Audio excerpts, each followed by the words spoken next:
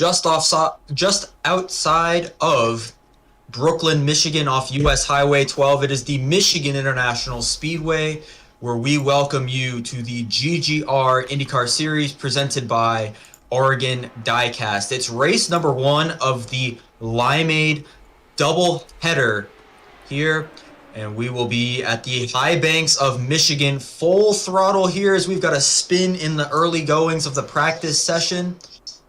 And it is certainly going to be a very interesting race here today. I'm Tyson Gifford up in the broadcast booth for Work TV alongside Jay Mulder. Jay, how are you doing today? We're doing great, and we're in for an exciting race tonight. This track, it's going to be full throttle, a lot of pushing, a lot of tight racing, and I think we're really in for a show tonight. These guys they're doing a little pit party right here and running around each other, getting a feel for how these cars are going to drive in practice, and I think we're going to see a lot of tight racing tonight. All right. Tell you what, I mean, this is the first of 2 races here in our double header. The next race will be later today. It'll be at Gateway, and this is going to be a very fun race here today, though, at Michigan. 2 very different tracks. One of them is going to be wide open, and then one of them is going to be with very strategic balance of braking and getting the acceleration off the corners. But again, these tracks very different than what we saw last week. Josh Patterson getting the win at Spa. How was that race? I mean, we were there watching for it. Yeah, that was a great race, and Josh overcame a lot of adversity throughout the night as he spun a couple times, and there were a lot of late cautions that stacked the field back up, and he really had to work for that one, and tonight will be no different for whoever gets it done. Michigan's going to be interesting for sure with the wide open pack racing style we're set to see, but Gateway as well is going to be interesting to see what happens there and see what kind of racing we get and who really comes out on top. All right, Josh Patterson, last week's winner, still has not completed a lap yet, but at the top of the leaderboards, it is none other than Ethan Harrison. We have Kaz Gralla sitting in second, and then White sitting in third. Now, Justin Haley, as I was about to say, I was going to expect him to hop to the top of the leaderboards. Him and Kaz Gralla are definitely going to be the 2 favorites here today, as within the tow, they both jumped to the top of the leaderboards with a 33.015. And we're going to go on board with Justin with our Henry cam. We can just listen to the throttle going wide open over here. Yeah, and you see them going all the way down that grass right there, all the way on the apron, trying to, keep the toe or break the toe from ahead. And we're going to see guys get all over the place, all over this racetrack tonight. I wouldn't be surprised if we see some guys get into the grass down the front stretch. As Ethan Harrison went to the top with a 33.003, and will we see anybody break into the 32.5s? I think I've seen someone get into the 32.9s, but will we see someone get to the 32.5s? I think that is going to be probably the target that people are aiming for. I mean, if we see a 32.5 in the tow, that is definitely I think they'll be going over 218 miles an hour, if my math averages correctly. Yeah, and you can see right here Justin Haley pushing the 77 of Ethan Harrison right there, and we're going to see a lot of that tonight. These guys are going to get right up. Oh, we got one spinning off of 4 there. But they're going to get right up behind each other, and they're going to take the air off that rear spoiler, and they're going to really push each other around this track. It's very similar to what we see at a Daytona or Talladega type race in NASCAR. These 2009 IndyCars, a very interesting tendency that they have, being able to draft here at this speedway. As you see Justin going high, going low, he's able to keep the speed as he goes there and then runs into Blake Kennedy and has a little spin there, and then gets rammed into by the 21 Orion Kame. And that was Nick Pena, who spun off of turn 4 last time. And I tell you what, it's just practice. I really don't think that we can worry too much about the wrecking happening, as we've got someone going up and over. That's Ethan Harrison right there, bouncing around. And with 38 seconds left in qualifying, we're going to have about the same distance, about the same time for our qualifying session today, though it's not going to be like Spa where you really only get 2 shots at qualifying. I'd say drivers are going to have 3, 4, maybe 5 if you're lucky chances at trying to grab the pole.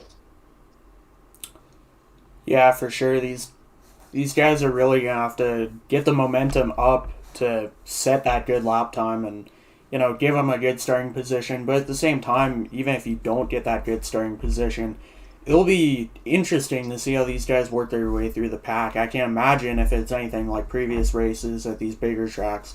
It'll be a lot easier to get through the pack as you're wide open using a lot of that draft, and it's all about getting those big runs on the guys ahead of you. Michigan is a 2-mile D oval, and the architect of this track was Charles Moneypenny. Don't know if you knew about that, but the track opened in 1968. They broke ground in 67, built it in about exactly 1 year and 1 month. And Mr. Moneypenny definitely getting his money's worth as there's racing still going on, as we're going to watch Justin Haley do his first flying lap. 5 minutes for the qualifying session. You're going to see some drivers very similar to what they do at Daytona and Talladega. They're going to run the high line on their first lap to try to get as good of a run as possible. And then for their second lap, they'll be running primarily on the bottom. So this lap for Justin's probably going to be a little slower than you would see for the pole time. But we'll see. Yeah, for sure. And he's really going to get that length of the straightaway. He's getting... Oh, he might have caught the wall a little bit there. But he's really extending the length of the straightaway and getting his momentum as high as he can. And now he's going to drop all the way down and get every last bit of momentum he can get here. Let's see what he does. So 34.12 as he goes on to his second flying lap. This is the money lap for Justin now. That first lap really didn't mean anything. It was all about gaining momentum here. Now he's going to be stuck on that bottom lane. Already it looks like he's about maybe a second up on his previous time. And this is going to be where Justin shows his real-world experience to try and nab this pole. He's going to come down the line here, and we'll see where that puts him on the board. Currently first on the board second on the board with a 33.36 out of the toe. So that's pretty good time out of the toe, because we were seeing people in the 33 zeros within the toe. So a very good lap there by Justin Haley, as Ethan Workman is currently sitting at the top of the leaderboard. Ethan Harrison third, Aiden Oxidine fourth, Quentin Haley in fifth, with Nick Pena just a little bit outside of sixth. Let's see if there's anybody doing any flying laps right now. Blake Kennedy hops to fourth on the qualifying board, as we're going to watch Blake Kennedy do his second flying lap. It looks like his first lap was sticking it on the high side. Let's see what Blake Kennedy does this time by. He's really wrapping that bottom lane there and painting that yellow line, is a saying we use. And he's going to get right down that grass there. Improves a little bit by the looks of it. I think he shaved off a few tenths there, but still stays just under 0.09 of a second from the pole sitter, Ethan Workman. So we've got a car stop there. That's Mason Suit in the 56. Looks like he had just completed his lap. We got Jack Leslie out here, and he's putting in his, he's on his out lap here, actually. We'll see what he does. He's running that low line, so he's not going to have as much momentum here.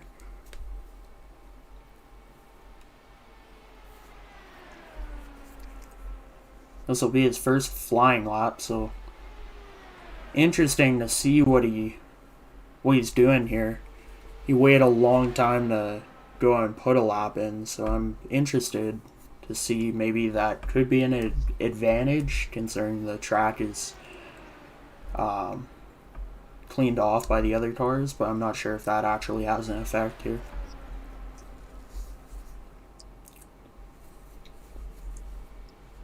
And just a reminder for those of you watching, no matter where you are watching, whether it be from Miami, from Venezuela, from Oregon, you never know.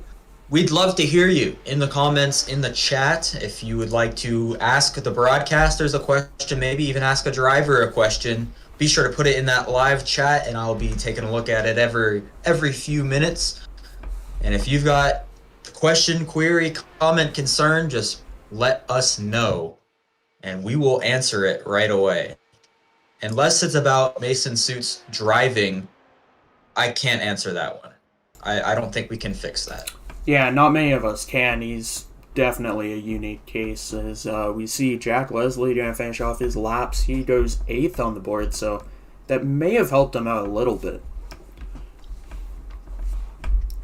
Qualifying is complete, and we're going to grid the cars up for what's sure to be an exciting race here. Ethan Workman takes the pole with a 33.304.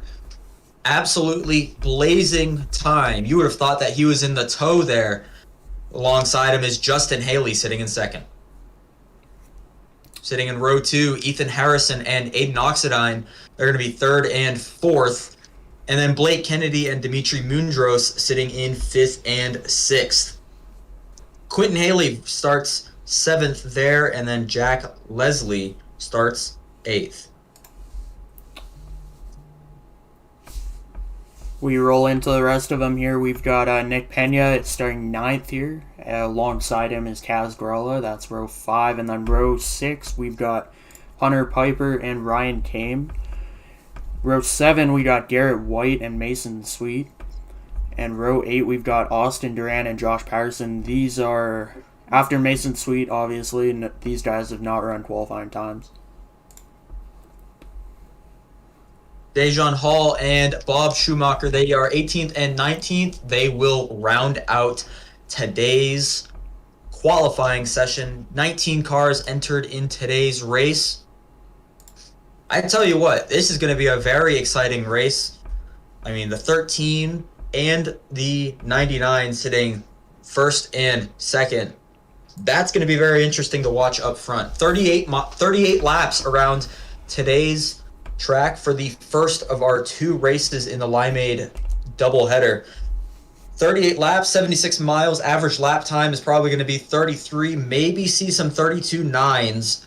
When we're in the tow, we're going to see drivers going about 215 miles an hour within that draft. Yeah, this race is definitely going to be a lot like a sprint race, only 38 laps. These guys not having a lot of time to get much done, but probably not going to have to make a pit stop, at least for fuel. Probably for tires. Tire wear could be a factor tonight. But it'll be interesting to see how these guys attack it with such a short distance. Last time we saw IndyCars at Michigan were with these cars. 2007, the Firestone Indy 400 was won by Tony Kanaan in the Andretti Green Racing Delarla Honda. And, I mean, shoot. Could we see somebody etch their name into GGR history to win the Michigan race here today for the first of 2 Limeade Media doubleheader races? Yeah, for sure. It's going to be a real exciting one. We got a lot of great names here in the field and a lot of fast cars. They're going to be racing tight together as we see Workman having connection issue there. Hopefully he gets that fixed before we go racing. So the pace truck enters turn 3, and these cars they're ready to roll. Ready to rock and rumble. 38 laps, a sprint race, as you said, for the first of 2 Limeade Media doubleheader races at Michigan. Justin with a little blinking here, but the 13 is going to lead them down into turn 1, down the front straightaway, the D oval. ready to go green flag racing here. They're off and away into turn 1. Justin Haley gets just as good of a start as the 13. Ethan Harrison following behind in 3rd. And they roar into turn number 1 as it's currently Workman, Haley, Harrison, and Kennedy as they fan out single file for the first 5 spots. They're really single filing out here, and we got Workman blinking again. Be interesting. This reminds me a lot of Chicagoland, where we were single file right around the bottom, and it was all about using that apron to make a pass. Hopefully, we see a little more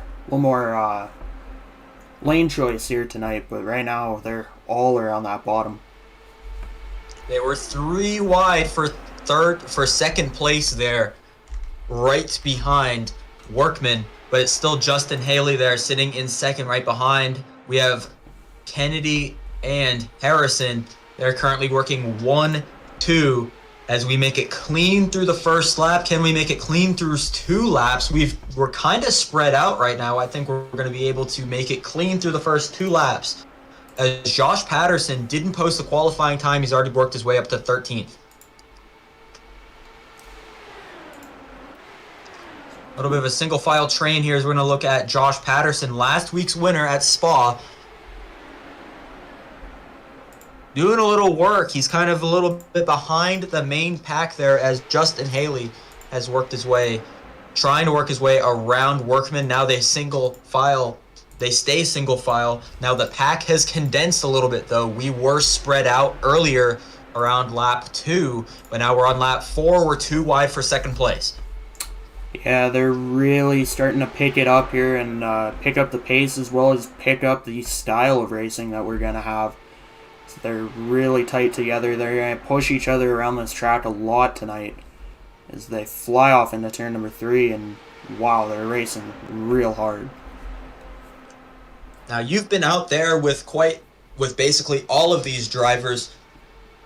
Who's the most aggressive out of this main pack right here that could try to make a move really early on? I mean, we're on lap 5 of 38, but it's a very quick race. Who's going to be the one that tries to push someone a little bit too hard to try to get some positioning? Well, you always gotta watch out for that 56 car of Mason Suit, who is known to be an aggressive driver, but Josh Patterson is not afraid to make a move in any car, and some of the other guys like Kaz Grella and Justin Haley, who are really just out here to go race for fun, they're not even going for points.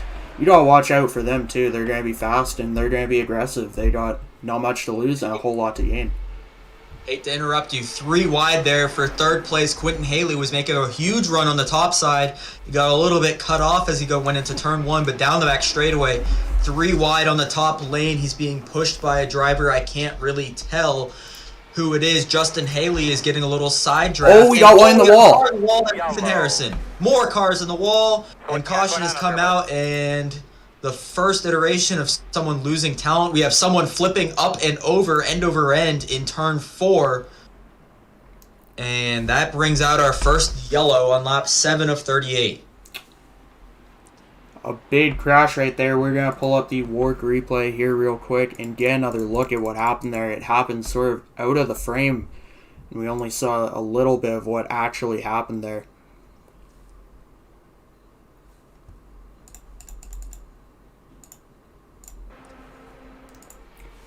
We get pulled back up. We see them filing off into turns 3 and 4, and Harrison hard in the wall, and then that pink car of Jack Leslie getting into the wall, and I believe that's Dimitri Munjos flipping up and over right there.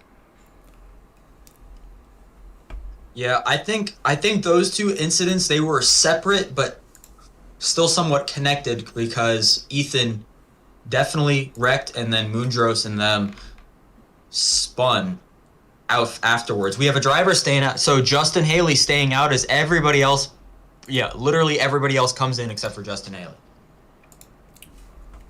Yeah, and I think Justin is probably on to something here, is other races in this series have really not had a lot of tire wear, and he can stay out a lot longer than you might expect, and the advantage of tires really not warranting pit stops most of the time. I can't imagine too many of these guys are actually going for a 4-tire stop. They might be taking fuel only. Well, that was a slow little pit stop there from our former leader, Workman, as he gets beaten off pit road by quite a few other drivers. Mr. Eugene, yes, we are getting winner interviews after the race. We always do that here at GGR. But it's Justin Haley who got off pit road, or he didn't get off pit road, but he stayed out, gets that first place position. Second place is the 12, and then Nick Pena was the driver who won the race off of pit road. So very interesting here as we're under caution at Michigan. Now, one thing to notice as well is Justin Haley, who ran well last week at Spa, but every other race as well that he's been in, he's run really well. He's been inside that top 5 all night long. So I think he's one to watch that he had done tonight and maybe get his first career win in the GGR series. He's been close, especially last week at Spa. He was very close. He got held up on the final restart, but very close and eventually lost it. But it's Haley in first, Schumacher in second, Pena third, Munoz fourth, and Kaz Gralla is going to be restarting fifth. I believe we're going back green this time by... Yeah, the lights on the pace truck are out, so we're going to see these guys get wheel to wheel here and get back to racing here shortly. So we're coming up on 29 to go, I believe, when we take that green flag once again. And I think we're going to see a lot of close racing here once again as these guys finally have a bit of a feel for what they're dealing with tonight. So last time I'd say the pack really split up because Aiden Oxidine started fourth on the high lane. He got a horrible start, and that really split people up. I think that we'll be able to see. Hopefully, these guys can stay together. I mean, Schumacher in the 12 car, he definitely did not qualify well, and he was sitting in the very back off the draft on the start. So, be interesting to see a slower car up front for this start, but Justin Haley, very, very experienced. We all know this. But we're going to be restarting. Lap 10 of 38 here at Michigan. Green flag is out, and a horrible start from Schumacher. As I said, he is immediately falling to the back, and that just splits everybody up even more than they did last time. Absolutely no waiting around from Justin Haley in the 99 car there. That'll really spread out this pack. And we have a spin coming out of turn 2. Big crash. We have cars up into the catch fence. And the caution comes out for the second time. Here, it looks like that was... We have a car flipping end over end down the back straightaway. Huge crash, and it happened so far behind the field, it was tough to see in the moment. We'll go have another look at that one.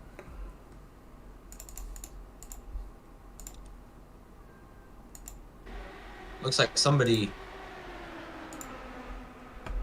So there's the 25 of Austin Duran, I believe, was one of the incidents. So the spin was Duran, and then the 10, and then they just all piled into each other. Ethan Harrison as well getting involved into it, and then multiple drivers just grading themselves into the catch fence.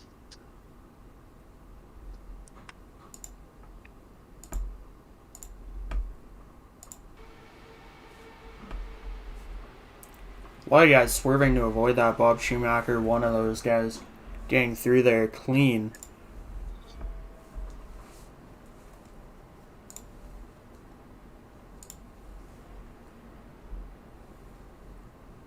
So very interesting wreck here at Michigan, bringing us under caution for the second time today. Doesn't look like many people are going to be pitting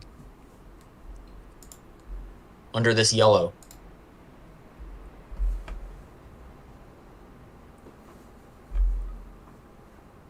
just people taking fast repairs, but that's about it.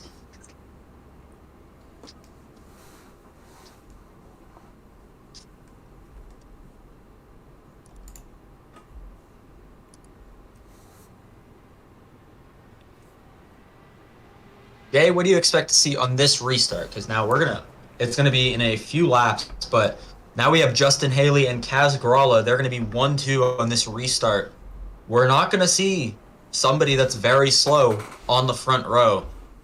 Could we see the pack basically formulate right off the start? It's tough to say because a lot of these restarts we've just gotten single file real quick, and this one's going to actually form up single file as that was a consecutive caution. But, these guys are going to start to pick up the aggression, and I think they'll start to get formed up, and we'll start seeing 2 and 3 wide here shortly. Well, I would certainly love to see some 2 and 3 wide, especially after what we saw earlier. We saw some great pack racing.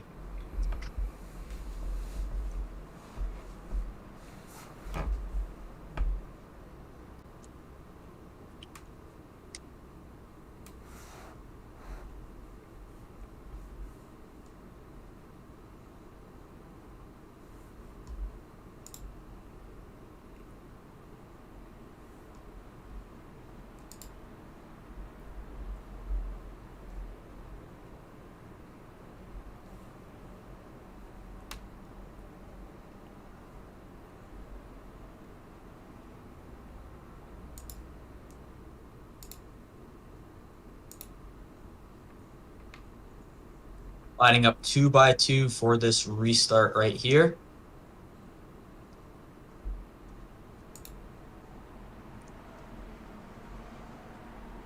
Do we expect to see any shenanigans on this restart, especially from the drivers that are not within the first 2 rows? I mean, we definitely have quite the group of characters up there. Could Kaz try to make a bold move towards the front? I mean, this is the first time he's been starting up front this entire race on the 3 starts that we have had. Could we see something like that?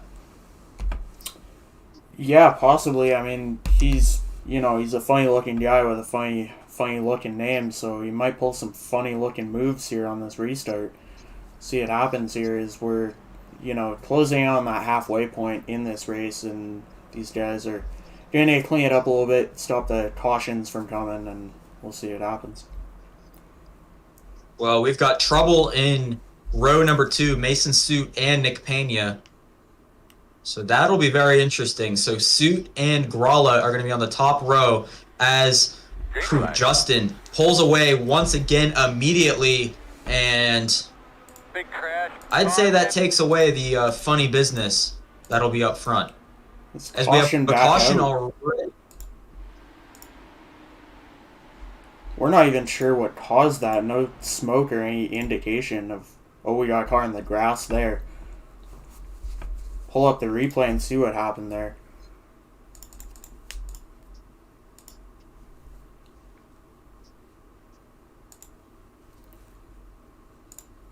So we'll have a look here, and I think we just had some shenanigans back in the pack here. So we got guys kind of unsure of what they're doing, trying to pit maybe. And, yeah, they just crashed together. Dimitri Mundros involved, Jack Leslie, and as well as the 10 of Dijon Hall. Interesting little incident right there. I'd say that's the third caution we've had today and the third incident that Mundros has been involved in. And we have a crash on the back straightaway. Very interesting. So Kaz Gralla fell to 6th after that restart. That's very interesting. Yeah, we're seeing a lot of interesting stuff going on here. A caution right off the hop right there. And, crashes happen under caution. Looks like Justin Haley gonna hit pit road here. Maybe an opportunity for him to flip the strategy right now, but Yeah, a lot of interesting stuff going on right now. One driver is staying out. Not sure who that is. We can check on it after pit stops. We're going to follow Justin Haley come down pit road. It looks like Quentin Haley is the one that is staying out on pit road, as well as Dimitri Mundros.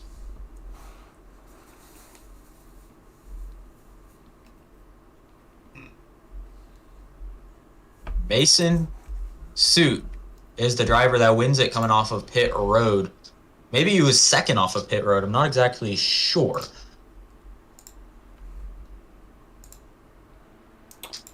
Mason coming second off pit road behind Anthony Sharps and Nick Pena behind those two.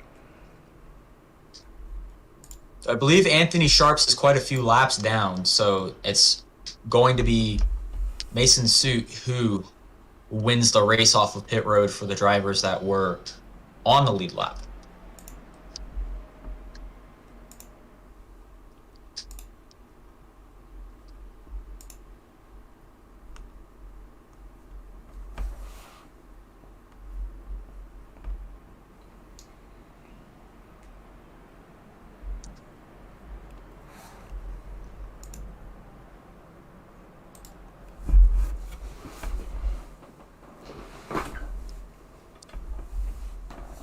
Let's bring in Nick Pena for a quick little interview here. Nick, this is Tyson up in the Work TV booth. Do you have a copy? Yeah, I got you guys. All right. Well, that Oreo car is certainly looking good, sitting in second there. You were sitting in row 2 on that restart when the caution immediately came out and dipped to pit road. What's your current thought process right now? Lap 17 to 38. We're closing in on the final stages. I'm going to be honest. I mean, it is GGR, so I'm expecting cautions to happen. So I'm just kind of riding them out, and whenever I feel like I need to go in the pits, I'll just go down in there. But I believe now that we've had enough cautions, so I've just pitted. I think we should be good to the end. So we're just going to ride it out and see what happens. Hopefully be there at the end. Mason is controlling the start here, and I mean, it is sweet life up in front, but do you think this will be a good, clean restart here with the 56 right underneath you? I'm not really sure. I mean, knowing in Mason that he does like to wreck people a lot, so I'm not 100% sure, but he's my teammate, so I'm praying that he keeps it clean between us two. So we'll see what happens, but I'm just praying that we can keep it clean here and go green. Alrighty, well, we're hoping for some green flag action as well. Hopefully you can get it back to the fronts, keep it out front, and we keep it clean. Yep. Thank you, guys. Thank you. Going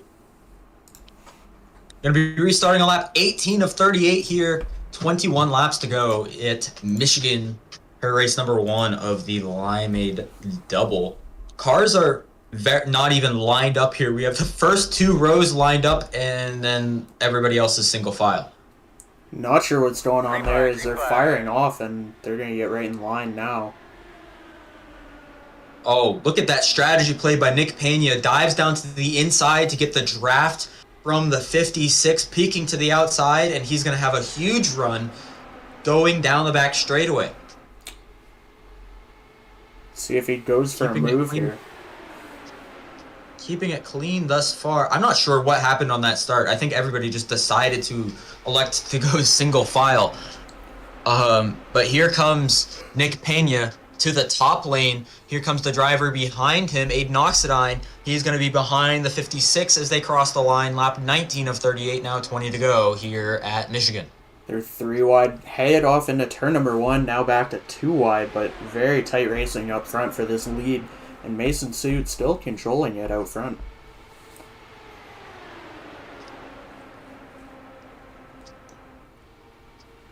Side by side for the lead.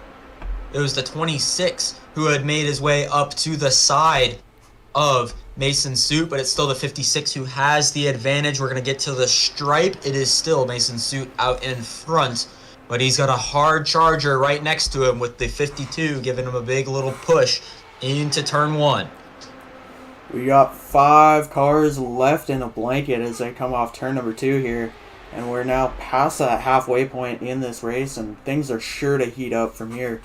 So these guys fly off into turn number 3, and These 5 cars are kind of head and shoulders above the field right now. We'll see if that continues as they come off turn number 4 to take off lap 20. And Suit lost the lead to Garrett White that time. Garrett White got that lead at the stripe, and now this is going to be very interesting. 2 cars on the bottom, but that's the preferred lane. 3 cars on the top, that's more draft. So this is going to be a very interesting battle. On the straightaways, you're going to see these the top lane looks like it prevails. Garrett White is going to go to the front, as here comes Justin Haley and Kaz Garala. Looks like Quentin Haley is in there as well. They have joined the 5-car blanket. They're making it 7 cars up front. The Dark Horse Racing crew working their way to the front as Kaz is doing a very good job of pushing the 99. Let's have an onboard look with Justin Haley and see the speed and intensity these cars have. Is Blake Kennedy, I believe, in front of him. Gonna pull out a line here and look on the outside. Garrett White in contact there, and I think Blake is going around. Blake Kennedy goes around, and the caution does come out. The 75 with heavy damage to the nose. And that we have another car up in the wall as well. That may be Quentin Haley. And we have our caution for the 4th time today here at Michigan. That one sort of came out of nowhere there. We were just checking in with the good old Henry cam alongside on board Justin Haley, and then we had some contact headed down into turn number 3, and that set this whole thing off.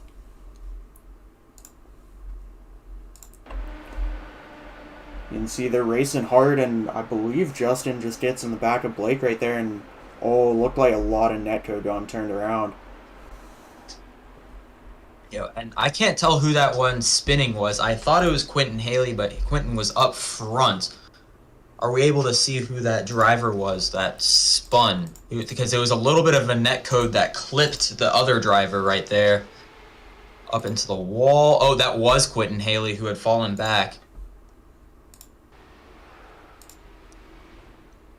Very unfortunate there for the 13 who will smacked the wall. And it looked like a whole lot of netcode there for him as well. So you hate to see iRacing's network issues on their end, causing these problems. Not really anyone's fault, it looked like. Quinn Haley We're gonna bring in the one and only Brayson Collins. Brayson, this is Tyson up in the Work TV booth. Do you have a copy? Yes, I do. Well, you are certainly having a fun little show here. Sad that you aren't broadcasting this one, but it's been an interesting one, that's for sure. Yeah, we're on the box of the O2 car here, and Seat of the O2 car! we're on the box of the O2 car here, and we're here with Josh Patterson in house, and obviously Josh having a little bit of issues here. Not really on the track here. He's gotten the apron a little bit.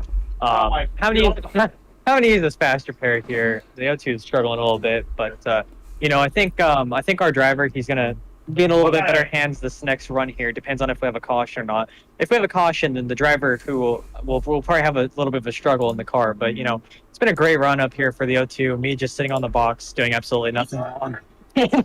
Yeah. Yeah, it's been great up here.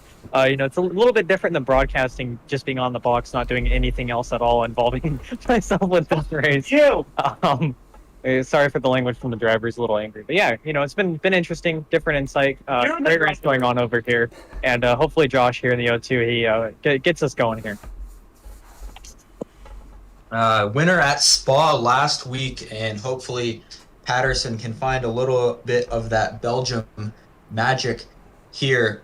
The restarts have been interesting, to say the least. Any insight on the O2 driver on how it'll go, or will we just see another cluster? Well, on some restarts, the driver of the O2 is in first, and he usually gets a better restart. And then some other restarts, the driver of the O2 is in second gear, and he doesn't fire off very well. So, obviously, he's got to make up his mind whether he wants to be in first or second gear. But, like I said, being up on the box of the O2, watching him just drive, Josh is doing a great job when he's in the driver's seat. Just having to use that fast repair a little early here. But, it's GGR. We'll have another 14 cautions at minimum because we have 14 laps left. So, you know how it is here in GGR. But yeah, great being up here on the box, the O2, and hopefully he's able to put it in victory lane, depending on how many more cautions we have left in this thing. Well, we do have Mason's suit up near the front, so I can personally guarantee that we might see some interesting shenanigans on the restart. Yeah, for sure, man. All right. Well, glad to hear from both you and the muffled screams of Josh, and we'll hear from you later. All right, man. Yeah, we'll be up here on the box of the O2, not doing anything else. So he's flipping me off right now from the driver's seat. So we'll see you. We'll see you around, Tyson. Glad to talk to you. Always a fun time with Mr. Collins up in the booth. As we're going to go back, green flag racing. Nick Pena was our leader. We're going to be restarting lap 26 of 38. Pena gets a great restart, and he is gone. I don't know where anybody else is. He's a second out of the field with a big gap. Great restart, and those guys leading on these restarts have really given them a huge advantage.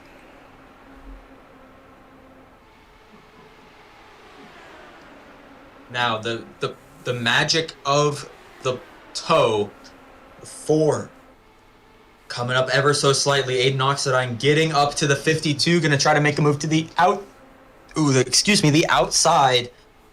And Pena, with as great of a start as he got, he probably would have wanted that if that was a late race restart, because, man, he has pulled away, but he pulled away a little bit too far there. That allows Aiden Oxidine to get the lead. They're battling back and forth into turn number 3, and don't look now, Justin Haley back inside that top 3. Haley makes a move to make it 3 wide. Here comes the 13 of Workman. Going to make it 4 wide. Never mind. Backs out of it smartly. That's probably one of the first smart decisions we've seen up front all day. Workman now goes to the bottom lane to push Oxidine. Haley looks down to the middle lane to push Pena. And Oxidine gets a great run out of turn number 2. It's going to be a train of cars in the middle lane with the 52, the 99, and the car behind them pulled out and away, actually, to not give them any help. Here comes Pena trying to get to the quarter panel, or the non-existent quarter panel of Oxidine. He gets to the rear. They're side by side entering turn 1. They're back and forth right now, and Haley going to look to the high side, not going to find much, and going to fall back in line behind the 52 of Nick Pena. So they're battling back and forth down this back straightaway with 10 laps to go at Michigan. Wide open, full throttle, pushing all the way around this racetrack. As we have our number 1 fan, Harry Crooks, in the chat saying shenanigans over and over again. No shenanigans yet, as Pena gets pushed to the lead here at Michigan. They're side by side still for the first place position. Oxidine gets the better advantage through the corner in turns 1 and 2, but they're going to be side by side. Pena is going to have the push down the back straightaway. It's going to be very interesting here on lap 30 of 38. We're 9 laps to go, coming to 8 laps to go. Here comes Justin Haley trying to make a move to the top side. They're 3 wide there for third place. Still 2 by 2 for the first position. There's Josh Patterson. He knocked it into third gear on that restart. He is sitting there third in line on the bottom. They're side by side, back and forth, and a little bit of contact there. That was nearly disaster between Josh Patterson and that one car on the outside. But they're side by side, 3 wide further back, head into turn number 3. This battle is not giving up, and Nick Pena, you're going to get turned for the lead. A big crash. Nick Pena turned for the lead, and Justin Haley up and over. We got another one flipping back there, and that will bring out yet another caution here at Michigan. I was going to say it was going to be a shocking development that we had contact, and it didn't end in a crash, but we just had a crash. Mason's suit involved as well. His day will likely be done with that. Nick Pena, heavy contact there.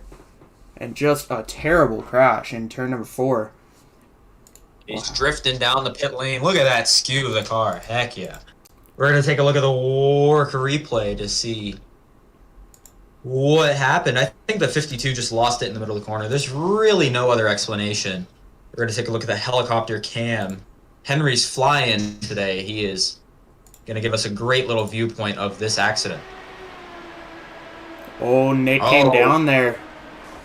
Nick definitely came down the track a little bit there on Oxidine, and we see Haley flipping over and several other cars flipping over. Mason Suit there involved. Lots of hard hits right there, though. Nick Pena still with that fast repair, now burning it up. He's going to go back out, though, with a shot. He's still in this thing. I think that's the best time to use your fast repair. I mean, he hasn't had to use it all day. Now on lap 33 of 38, we'll probably be restarting with 4 laps to go on lap 35 of 38. Using that fast repair is definitely going to be very critical for the 52 to win. And I think both Kaz Gralla and Justin Haley have their fast repairs as well. I can say from my own experience in this GGR Indycar series, you always want to save that fast repair as long as possible. If you can get through a race without using it at all, you're perfect. But, you know, you never know what can happen late in these races, and the style of racing we see on most tracks, you want to keep that fast repair in hand. Just in case a wreck happens late in one of these things, you can still be in and still be competitive.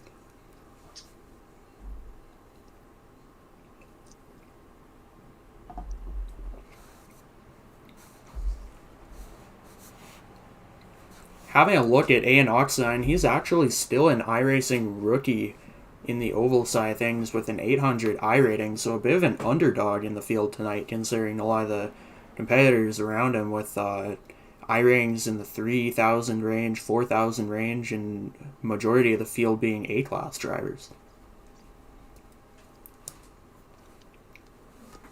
You'll have that in GGR iRacing. I mean, Aiden Oxidine hasn't exactly been the most competitive or really the most fun driver to race against just because of his inexperience. But, I mean, this certainly, as you said, very much an underdog here today. And if he wins, I tell you what, that's just GGR iRacing right there.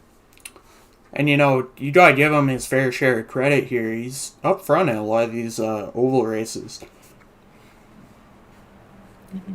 Certainly does have the raw talent, not necessarily the numbers to show it, but he's been doing pretty well. Yeah, it's one of those things you just gotta get across the line. You have to get all the way to the end of these things. You can't expect your performance in, you know, the first 37 laps to carry over to that final lap. And that'll be the same tonight. I mean, what happens in those first 37 laps means nothing if you don't get it done in that 38th lap.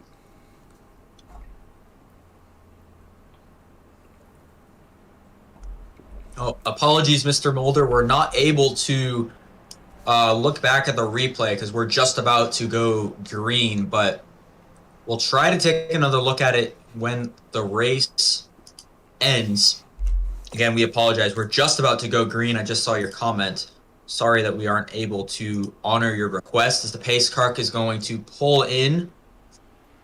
And we're going to see a green flag fly with Aiden Oxidine leading the field to the restart with 4 laps to go here at Michigan. Oxidine going to get that gap on the field here, and behind him going to be Jack Leslie in that pink car. He burned his fast repair. That's Quentin Haley there. Quentin Haley sitting in third. He just slotted his way in. It's going to be very interesting. Quentin has been on a little bit of a rampage lately, not necessarily in the best mood, trying to release his frustrations here in GGR, trying to make a move on second. Looks like he's going to do so. Quentin Haley on a mission there on the top lane. Hanging it out with 3 laps to go at Michigan, and he's working that high lane, going to nearly get taken out by Jack Leslie as he got tight there on the bottom. And how about Quentin Haley? He's got the run down the back straightaway here, and he might have a shot at Oxidine entering turn number 3. Looking at outside once again. And he's got help from the 13. Workman, I don't think he was giving him help. He was giving a little tap to that rear wheel right there as we're going to 2 laps to go. Workman dives to the outside. Oxidine in the lead right now. Quentin Haley slides up in front of the 13. Here comes another competitor coming behind them as well. 2 to go here at Michigan. 3.5 miles to go, or 3 miles to go now as we're on the back straightaway, entering turn 3, up to the high lane, now to the middle, back behind Oxidine goes Quentin Haley. He's got 4 more corners to try to make a move. To the outside, on the front straightaway, he's going to lose a little ground. 1 lap to go, sponsored by Henry here at Michigan. Quentin Haley looking at outside. He's going to need a run down the back straightaway, but Oxidine, he's controlling the field right now. And Workman going to go below that white line of the apron to try and get there as they're 3 wide entering turn number 3.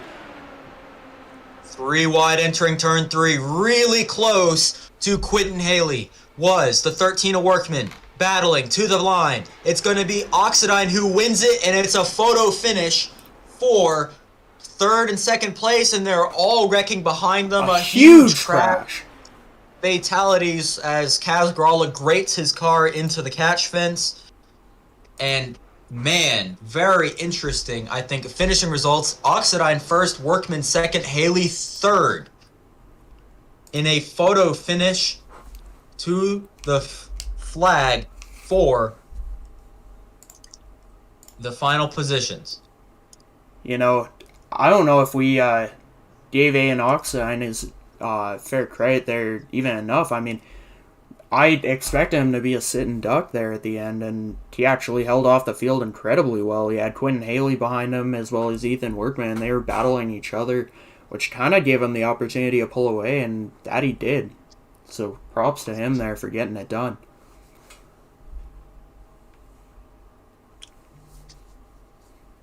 What a finish here at Michigan. Oxidine going to burn it down here for winning the first of 2 races here in the Limeade doubleheader.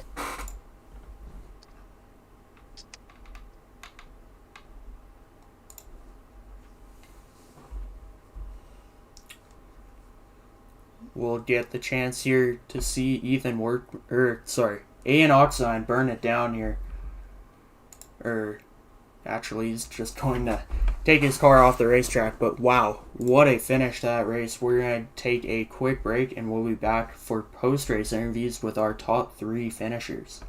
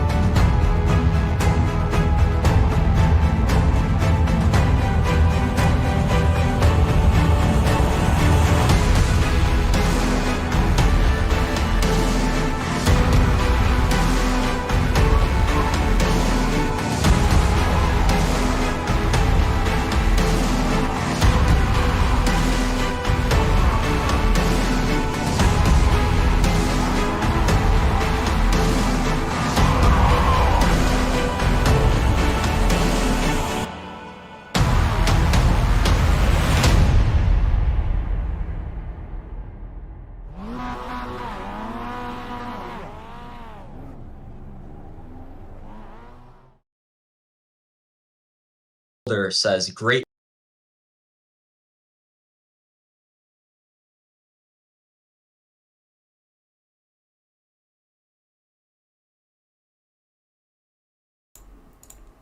And we are back here. We're going to drag A and Oxidine up here into the booth. Aiden, do you have a copy, man? Yeah, I'm here. Well, what a race for you in that 4 car. I mean, you took the lead late in this thing and held them all off at the end there. What helped you get that done? I just took a gamble, and I got in front, and I blocked for my life there at the end. Tell you what, Aiden, you were really holding off quite the competitors there. Quentin Haley, Justin Haley, you had Kaz Gralla coming as well as Ethan Workman. That was certainly one of the better finishes that I have seen in GGR, and you were able to just stay calm and composed. With that restart with 4 to go, what was going through your head, man? I mean, that was very, very great racing there by you. You know, I was really just thinking, please God, don't let Lady Luck deal a bad hand this time. I tell you what, she definitely gave you a great hand of luck, and hopefully that luck carries over for the next race at Gateway. Aiden Oxidine, our winner, have any sponsors or people you'd like to thank back there at the shop? Hate to be lame, but no. Well, personally, as Limeade Media CEO, I would like to congratulate you on your win here at Michigan. Glad to have you out there racing and hope to see you back out there in just a few minutes. Heck yeah. That was Ian Oxine up in the booth, and now we'll bring in second place finisher Ethan Workman. Hey, Ethan, you're up in the War TV booth. You got a copy? I do have a copy. A good race for you here tonight at Michigan. You ran up front all night, and how'd you do it? How'd you stay right there in that top 3 all night long and ultimately finish there? Well, throughout the race, obviously I was leading for the first couple laps, and then that caution came out. But then that dropped me back to 10th. So I just stayed there throughout until the last 10 laps, because I knew there was going to be a bunch of mayhem up front and in the back as we saw all race. I mean, that was certainly some great racing there. Side by side, it was I don't know if you were able to see it. I don't know if you checked the replay. It was 3 wide for the finish, photo finish, and you were able to come out in second. Tell you what, if you're getting a podium, that was certainly one heck of a way to do it. With the restart with 4 to go, you restarted a little bit back. What was going through your head there to get up through the gears and up to the second place position?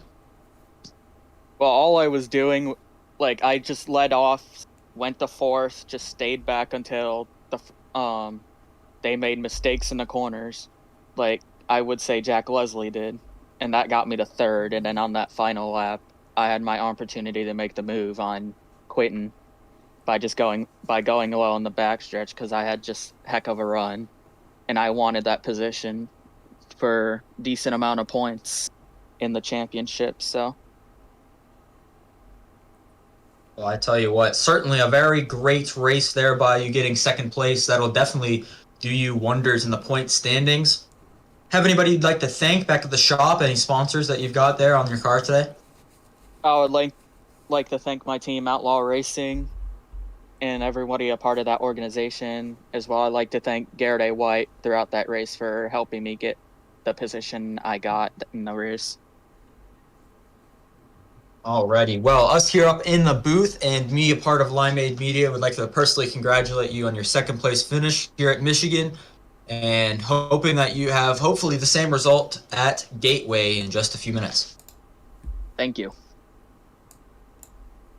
That was Ethan Workman, second place finisher tonight in that Red Bull 13 car. We're going to bring up third place finisher, last but not least, Quentin Haley for tonight's interviews. Quentin, you're up in the Warp TV booth. You got a copy? I got a copy. How are you guys tonight?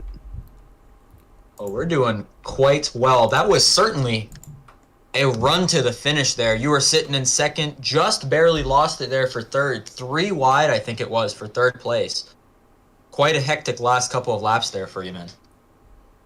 Yeah, it was pretty crazy. I mean, we were just having big runs all night, and that's just kind of the product you're going to get when you put these Indy cars at a big track like Michigan. Just big runs, a lot of speed, and guys can really come from the back and just put themselves in a good spot. And you restarted 4th, I believe, on that final restart, and you were able to work your way up to second. You had a full head of steam on that first couple of laps after the final restart.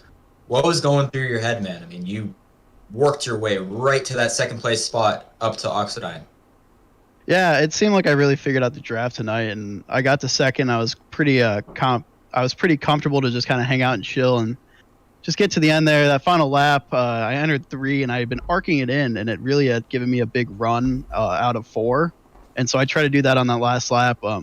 Ethan Workman, he kind of struggled with his internet tonight, so he kind of just came out of nowhere for me on my screen. It's not his fault, but that's just what happened. So I kind of lost the bottom there and wasn't able to pull it back down. It's kind of killed my momentum, and then everyone behind me came, and I was just basically fighting it for my best position at that point, not a win. Yeah, for All right, sure. Jay, do you have any questions for our third place finisher? Yeah, you had a great run tonight, and you really looked like the guy beat there at the end. Was there anything more left there, or did you lay it all on the line at the end? I mean, I probably could have taken first on the second to last lap and tried to hold him off behind me. If I had known where Ethan Workman was consistently, I might have had a better shot at probably getting the win. I think I could have won, but racing's full of a lot of what ifs, and I'll take a P3, be happy we didn't wreck the car all that much, and move on for Gateway. You will have that in GGR Racing. You have anyone you want to thank before we let you go? Yeah, let me pull up my sponsor list here and make sure I get them all. Doopty doop doop doo. All right, I'd like to thank Dark Horse Race Cars, the Fraternal Order of Eagles, Lee Filter Gutter Protection, Matthew Logan's Shocks and Suspension, Tom Ackerman Racing, Limeade Media, and Lethal Chassis. Alrighty, well, us here up in the booth and Limeade Media as myself would like to congratulate you on your third place finish. Hopefully, we get to hear from you again later tonight after a hopefully podium finish from you at Gateway. Well, hopefully you'll have that in big time auto racing. Have a good rest of your night, guys, and hopefully I see you later. Alrighty, thank you. Well, that will do it from us at Michigan. But we've got lovely, lovely action for you. It's a double header. We have our second race at Gateway coming up in just a little bit. We're going to take a quick little break as the session loads, but we'll be right back to it for the second race of the Limeade Media double header here for GGR Night in America.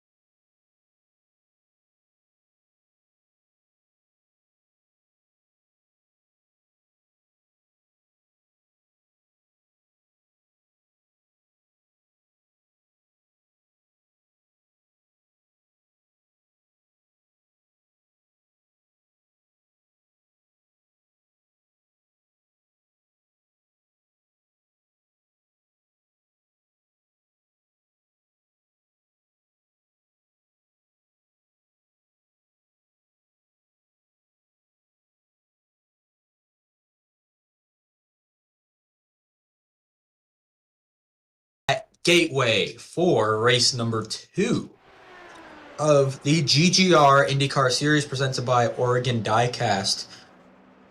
Race number 2 of the Limeade Media Doubleheader for GGR Night in America. I'm Tyson Gifford alongside Jay Mulder. We're at Gateway. Jay, how are you doing?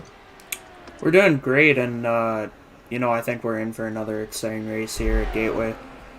It's going to be a lot more of a skill track with guys having the lift and really work the car around the track here. You say it's a lot of a skill track. Well, that makes perfect sense as to why Justin Haley, Kaz Gralla, Garrett White, and Ethan Harrison are your top 4. Very interesting as to seeing Josh Patterson in 16th. It's possible that he hasn't gotten a clean lap in. As it's only practice, though, you never know what happens during qualifying, and of course, the race could be as chaotic as the last one. Aiden Oxidine was your winner at Michigan. He is currently 7th in the field in practice.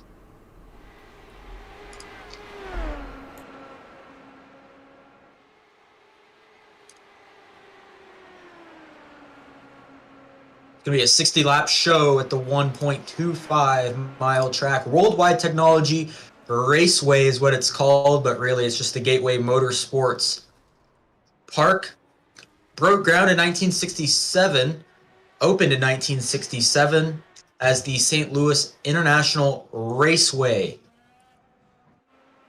There was a drag strip and road course on the site before eventually turning into a oval. 4 turns in East St. Louis. We're in the Illinois part of St. Louis. We're in Madison, technically. Turns 1 and 2 have 11 degrees of banking. Turns 3 and 4 have 9. And it's very much like Darlington in terms of it's kind of an egg-shaped. You're going to have one end that is a tighter radius than the other. And then, of course, you have to watch out for the opening on the back straightaway where the safety trucks come out.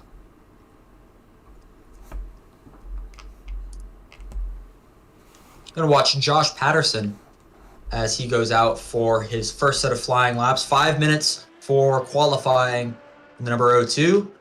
Jay, why don't we go on board with the Henry Cam for Josh's flying laps? Yeah, you can really see he's going to work this wheel pretty hard to get around this track. Definitely not a walk in the park like Michigan was in here. Getting off the throttle, getting back in the throttle, and I think they're going to be downshifting multiple times through these corners.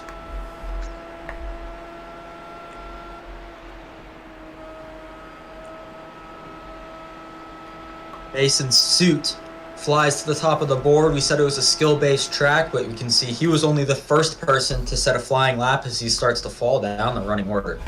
Ethan Harrison now jumps to the top of the board as we're going to watch Josh's second flying lap. Oh, into the wall goes the 02, and he qualified last on the track, and he is not going to be able to make a second run as he bins it on that attempt.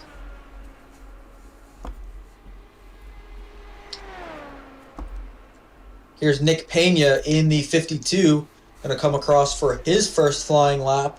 There he goes. We're going to see where on the leaderboard he places. No time. It looks like that was just his opening lap. This is his first flying lap, coming very close to the wall, staying off of it in that Got Milk Oreo livery.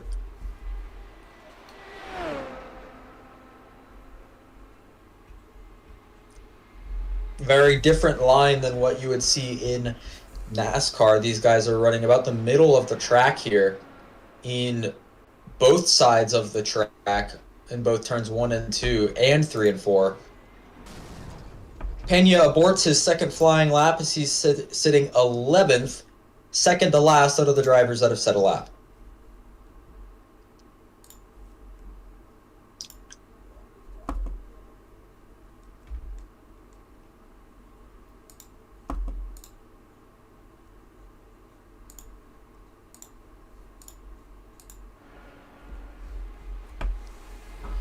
Garrett White goes to the top of the board, besting Justin Haley by a tenth of a second. Here is Blake Kennedy on what should be his first flying lap of the afternoon.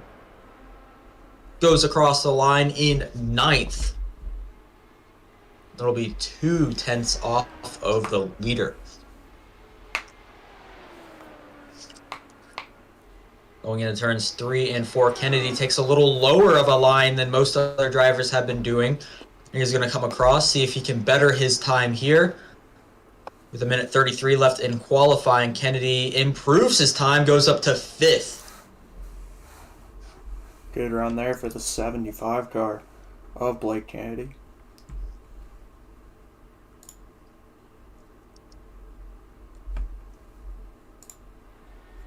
Got Jack Leslie out here. He's making a late run in qualifying.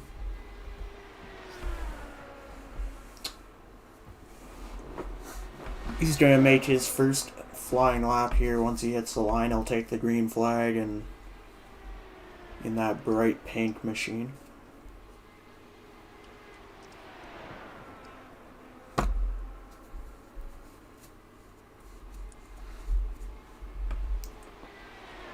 Taking a bit of an interesting line here as he's moving all the way down to the bottom of the track, down these straights.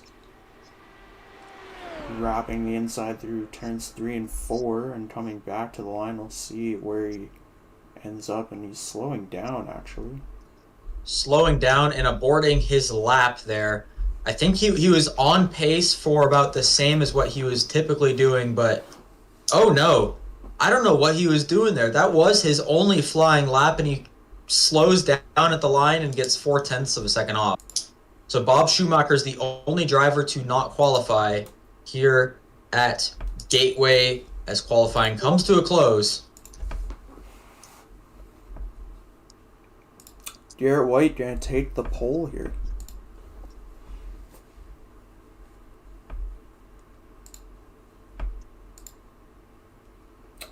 Fronting our grid, we're going to have Garrett White, who won the pole with a 26.278 lap time.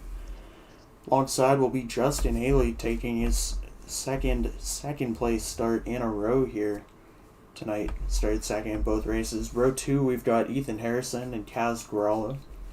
Behind them, we've got Blake Kennedy and Anthony Sharps. Further back now, we got Quentin Haley and Aiden Oxidine. Back in row number 5, we got Ryan Kame and Ethan Workman. Behind them is Mason Suit and Hunter Piper. Behind them, Nick Pena and Josh Patterson.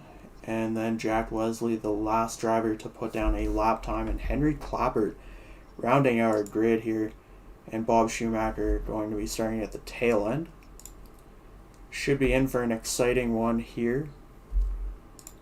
We got certainly going to be a fun one. I mean, Gateway is a very technical, very good racetrack. We've seen lots of good races in the Indycar side of things. Of course, the Truck Series as well for NASCAR Truck Series. They have raced here for quite some time. The Xfinity Series has raced here. We saw some incredible finishes between Brad Keselowski, Carl Edwards. That was a very exciting one. And the Cup Series also coming to the schedule here next season in 2022. That'll be very interesting. So 4 of the major racing series have raced here, and now a 5th one, GGR, takes to the famous Gateway Motorsports Park. I've got to say, the favorites in today's race have definitely got to be Justin Haley, Kaz Gralla, and Blake Kennedy. They're all Haley and Gralla, they're starting at the top, on the top lane, and then Kennedy is starting 3rd on the bottom lane. Those two, it's going to be very interesting to watch them, as Justin Haley actually is going to be starting from pit road. He seems to have elected to start from pit road as he stopped on track. May have had an issue there. Very odd turn of events. We see Garrett White in that red Target car going to be leading us off here, and alongside him instead will be the 03 of Kaz Gralla. First time we've really seen him all night.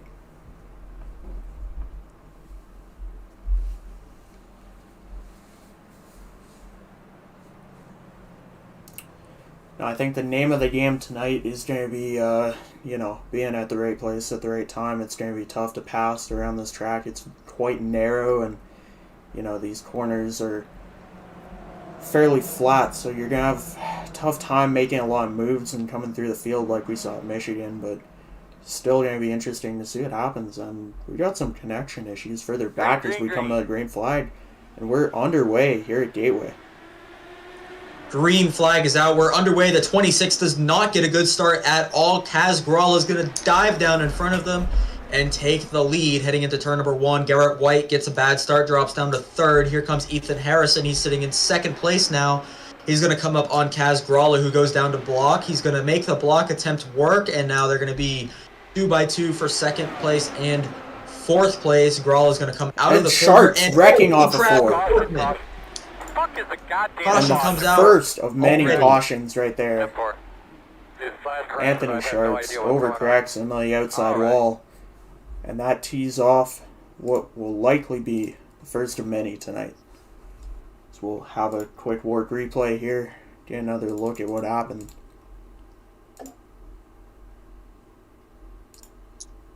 So it looks like the 92 of Sharps really got loose underneath Workman and them. So we're going to take a look at this, see what happens. He took a very low way into the corner, got up onto the concrete there. That's not what you want to do at all. And then just grates himself into the fence, gets stuck. And getting stuck onto the fence is not optimal here at a racetrack. Funny enough, I'm not sure if you know that, but the car gets stuck into the fence. We are under caution here on lap 3 of 60.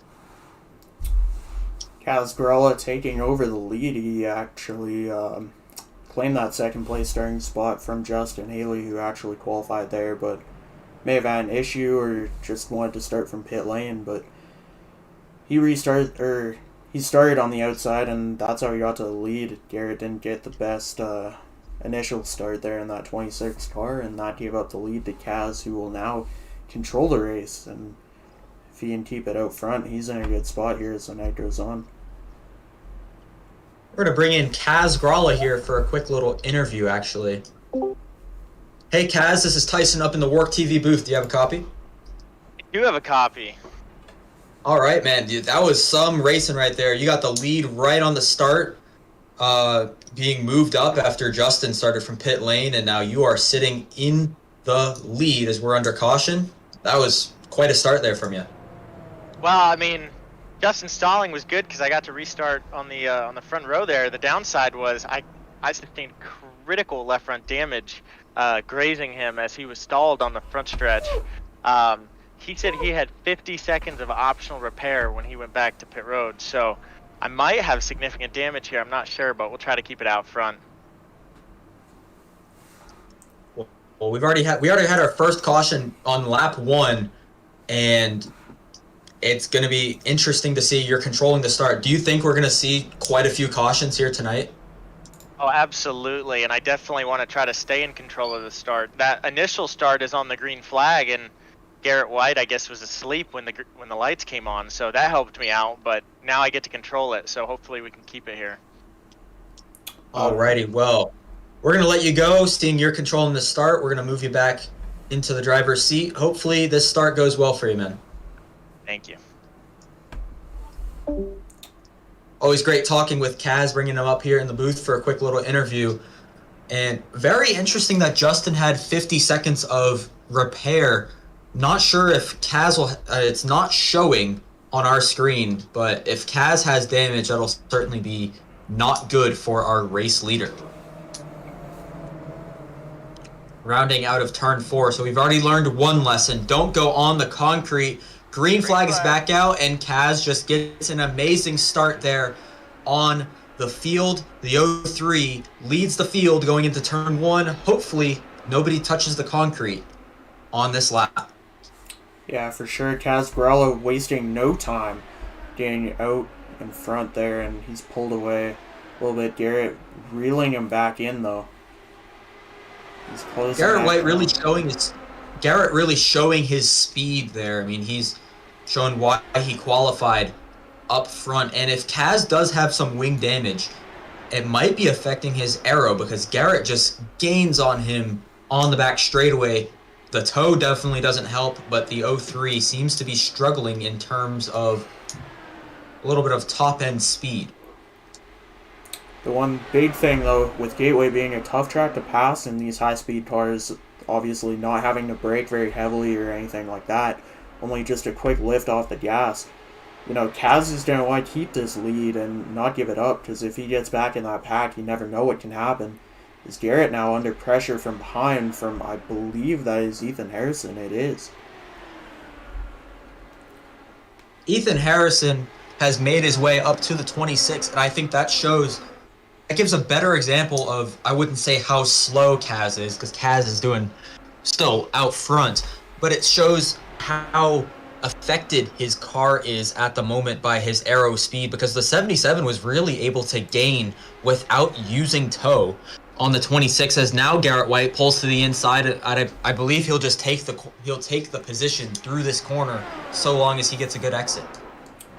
Kaz hanging tough on the outside, and we crash in got the wrecked.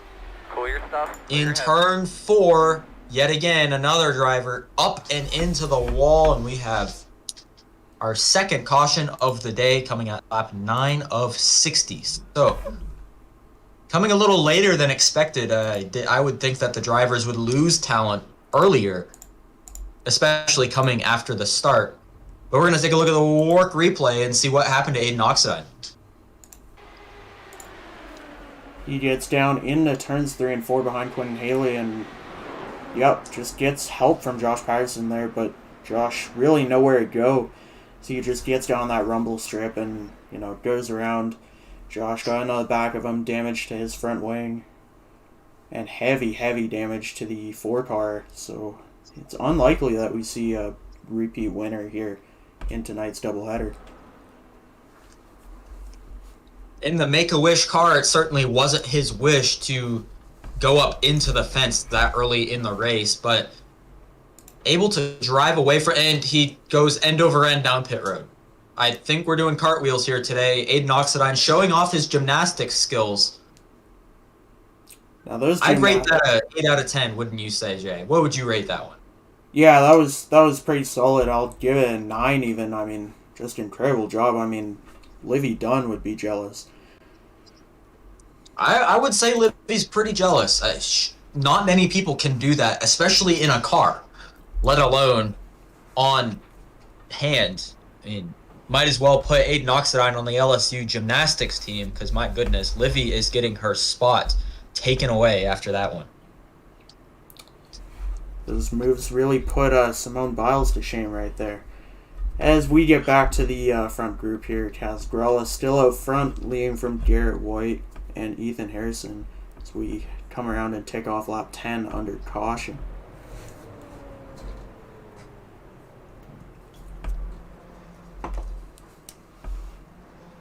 So Kaz was actually able to keep the lead. He was under heavy pressure from the 26, but he was able to get a nose out in front when the caution came out, and that is what has allowed the 03 of Kaz Grella to stay in the lead. And I think if he's able to control the starts, he's gonna have the best shot of winning the race, just purely because he's got the talent to just get the car off and rolling when the green flag drops.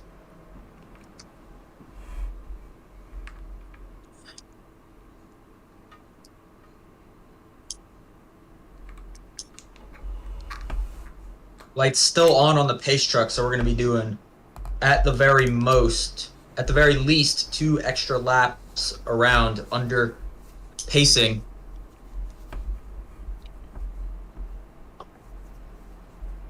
Here's a driver to look for, Brad Schumacher. He is in 7th. Very interesting to look out for. If Schumacher gets a top 10, we could be hearing a very special interview from the man himself.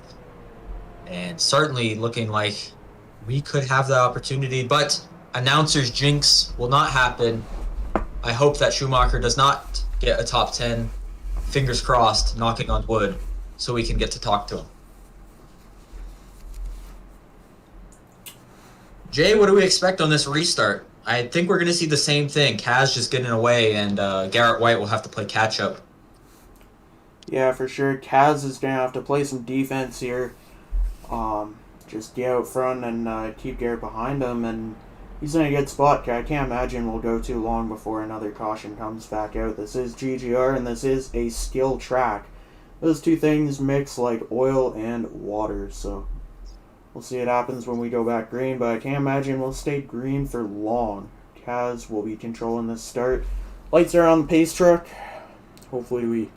Hoping we keep it green here, but, you know, odds are low.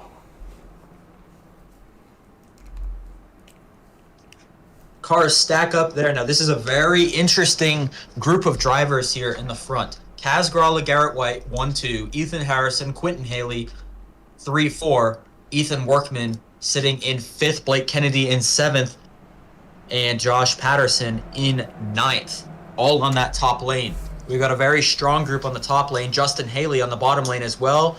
And Kaz slowly rolls away, doesn't get as good of a start as last time, but still, the 0-3 with a good start on the restart. Would like to point out Quentin Haley moving up into the top 3 off the outside right there. An incredible job, and caution back out. Hey man, your mic sounds like a little far away from your mouth again. Just double check that for us, please. You're going to have this at Gateway with, we have another car stuck in the fence. That's Henry a monster. Clapper. Oh no, Henry Clapper. He's going to struggle here, but we get another shot at the good old Henry cam here. So we'll have another look at that one. Happened way behind the pack, wrecking for last. One of the, mottos Was of that ours. Josh Patterson that was in the fence? I think it was Josh Patterson that was nosed into the fence. We may have had an iRacing fatality. So we're gonna take a look on board with Henry. Good old Henry cam is Josh Patterson getting into the wall and Henry coming across the nose of Bob Schumacher. Schumacher flipping end over end, side over side. Henry goes around and Josh Patterson into the catch fence. I think if we get another look at it, we'll see Josh Patterson. He didn't get into the wall. He actually lost it going into turn 2 and wrecked it. And then that's what brought out the yellow. So we're going to watch what happens with Josh Patterson. Trying to go 3 wide on the start to get around Blake Kennedy. And he has wing damage already. You know, I think that rear wing damage, he lost rear grip right there, and when you don't have that rear downforce, those rear tires got nothing to lean on, and could have seen that one coming from a country mile away. You have to think he didn't know about that damage, because otherwise a very uncharacteristic mistake on Josh Patterson's part. We're going to bring in Henry, who was involved in that accident, into the broadcast booth. Hey, man. This is Tyson up in the work booth. Do you have a copy, Henry? Oh, we're wrecking under caution. Hang on. Kaz Greller, former leader, has crashed under caution. Yes, I got a copy. Man, that was unfortunate. Just the 0-2 lost it in front of you, and then you got crashed into. What happened there, man? I was just avoiding the wreck, and Mr. Bob basically wrecked me. So he basically wrecked me. I couldn't do anything. He literally washed up a lane just to wreck me, to try to avoid the wreck. But That really stinks for you, man. It's fine. It's racing. Yeah, I mean, it's lap 16 of 60. You've got plenty of time. You've got a fast repair. I think you're certainly going to have plenty of time to work it back up there, don't you think? Yes, of course. But yeah, I will. What? Alrighty. Well, glad to have you out here, Henry. Hopefully we get to talk to you again if you're on the podium. And we'll send you back into the driver's booth. Okay. It would almost appear that Kaz Gralla lost power there. It seemed like he just lost his motor somehow. He's just coasting. I am legitimately speechless at what happened because what? I mean, you never Okay. really know what you're going to see in the GGR IndyCar series other than drama. Now, at least when you have drama in Formula One, there's, you know, the FIA to keep them in check. Here, you're not really sure what's going on all the time, but Garrett White will inherit the lead. We don't really have an FIA here, but we do have rules, and I mean, there wasn't really any rules. Kaz just lost power and wasn't going, and people ran into him. But we're gonna have Garrett White starting in the first place position. Second time he will be starting in first. Hopefully he's awake for this one, as Kaz said that he wasn't awake. But he'll have Quentin Haley alongside him, Ethan Workman in third place. We'll have Ethan Harrison in fourth place. Gonna have Justin Haley, Blake Kennedy behind them, Nick Pena as well. This is gonna be a fun one right here. We have lots of names that most of you may know. And Mason Suit is fourth on the inside line. Be careful. Yeah, be careful. We're on lap 17, coming on lap 18 here, as we're pushing 11 p.m. Eastern Time, finishing up this GGR doubleheader night. It's Garrett White gonna fire off and drive away from the field here, and Quinn Haley with a little bit of trouble. He's gonna get passed multiple times back there. Great start from Garrett White, bad start from Quentin Haley. He's going to only drop down to third as Ethan Harrison dips into the grass, but smartly, with a usage of brain cells, lifts so then he doesn't wreck. And that's the first time we've seen someone use brain cells when getting into a little trouble here, as now Garrett White in first, Workman second, Quentin Haley third. Two of our podium finishers from Michigan are sitting second and third in exactly the positions they finished in.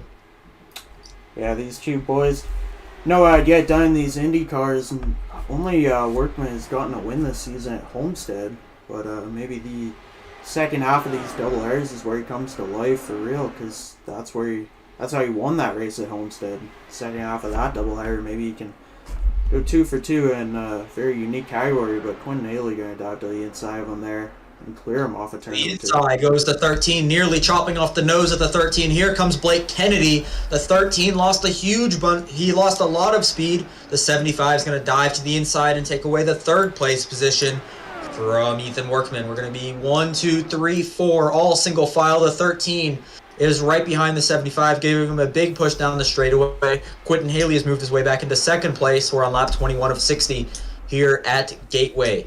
Lots of action here on and off the track. I mean, not exactly in the safest neighborhood of St. Louis, but the fireworks are certainly happening on the track as caution comes out yet again for the third time, I believe, if my math is correct.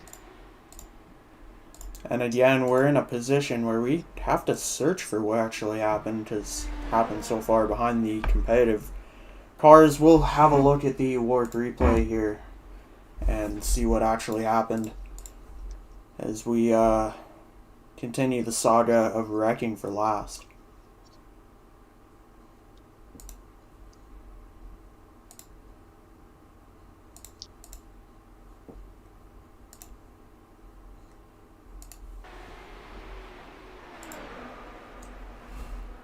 Potentially an issue. Oh, it looks like it was 30. It looks like it was the 37. 37, Jack Leslie spinning off a turn 2 all by himself and knocking the front wing and the nose off that car. Some wheel damage as well.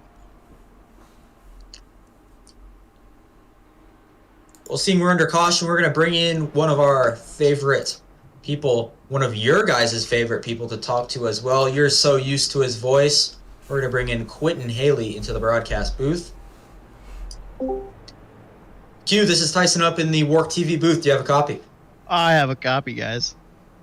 Alrighty, well, that last restart wasn't exactly favorable, but you made your way back up into second before we had a self-spin for second to last, bringing out a caution. How was that last little run? I think it was only like 4 laps, but... Yeah, I had a pretty god-awful restart there. I was taking a sip of water and just got caught off guard. But, you'll have that in high-level motorsports. But we went back green there, and, I was able to fight my way back up to seconds. I really didn't lose nothing. Staring at the tail end of Garrett White. So hopefully I'll be able to figure out what I need to do here on the this restart. It's been kind of the same song and dance with cautions. It's just people getting into the wrong place and not knowing when to lift. I saw Ethan Harrison actually get into the grass. Shockingly, he lifted and didn't bring out a caution. How many more times do you think we'll see that, where people just get into the grass and then wreck themselves? Well, I hope not that many more times. I mean, this has been a lot of fun so far racing. I mean, I really like this tracking and car combo. It's been a lot of fun to drive, a lot of fun to race against these guys. I think it's just going back to a lot of these iRacers don't have experience with lifting or using their brakes. So I think that's just causing some problems. Hopefully they'll be able to figure it out, though. I mean, they have, 36 laps left? Yeah, we're on 24 or 60, so 36. Oh, close enough. So yeah, they got 36 laps left to figure it out. Hopefully they can do that by the end here. One last question before we bring you back in, unless you want to keep talking with us. So what happened with Kaz? Do we really know what happened with him? It looked like a power issue.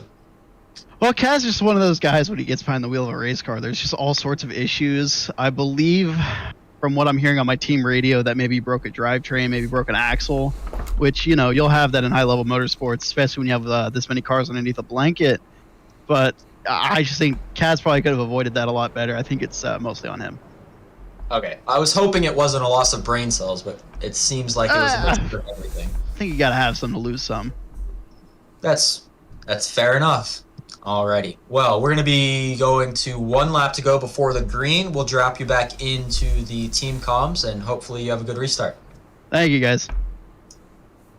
Quentin Haley, in his third race of 3 that he'll be running this year, as he'll be back in the broadcast booth next week. Kaz Grella, not one who, no stranger to vehicular issues behind the wheel, under the hood of his race car.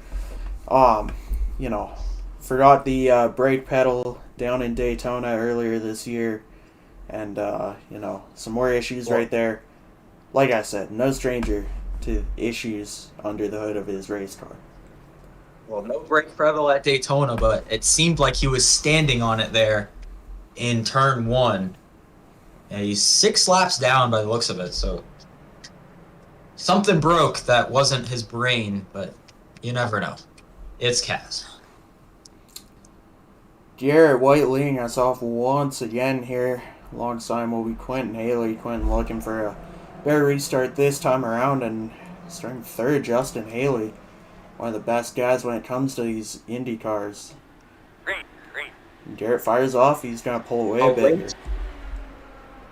A late fire off there for Garrett White. I think that confused the field. Quentin Haley, I mean, I don't know what was that. Garrett White just got a late start that everybody stacked up behind them, but they go single file there. We're going to have 2 wide for third, 4th place, actually. That's going to be between the 77 and 75. Blake Kennedy backs out of it. And he is going to sit behind Ethan Harrison, who now works on Justin Haley, who's going to be right behind him and now tucks back in. Garrett White, Quentin Haley, Justin Haley, Ethan Harrison, Blake Kennedy, your top 5. Mason Suit sitting in 6th. The sweet life of Mason. The ship is sailing for him, as he has not made a mistake thus far today. 27 laps in, but the pace car has led the pace truck has led the most laps tonight, so I'm pretty sure it's not exactly hard, or it's pretty difficult for Mason Sweet to make that big of a catastrophic mistake at the race so far. It's truly mind-blowing that all 4 tires are still on that 56 car. I mean, we're used to it being torn up by now, but, it's pretty amazing, and props to him for, keeping all the parts and pieces on it to this point. Hopefully he can stick with it the rest of the way, but we're only halfway, so don't want to. You never know. His thumb could be hovering over the self-destruct button. 1 second, you see him, and then the next second, we're going to have a Joey Gase moment where his right rear tire just falls off. We see dive to the inside goes Ethan Harrison. He's going to go underneath Justin Haley. They're going to be side by side entering turn 1. Harrison's going to have the pristine line there, but you're able to work it through the middle. This is very different than in NASCAR where you can't hold the top lane at all. The top lane actually gives you momentum here in these Indy cars, even though the bottom lane is the preferred way around. So that's something to keep an eye for as we're going to go to halfway exactly, lap 31 of 60 with Garrett White out in front, Quentin Haley second, Justin Haley third. Ethan Harrison fourth, Blake Kennedy fifth, Mason Suit sixth. We have a slow car coming off of turn number 2, but he's able to keep it going again. He just got a little loose.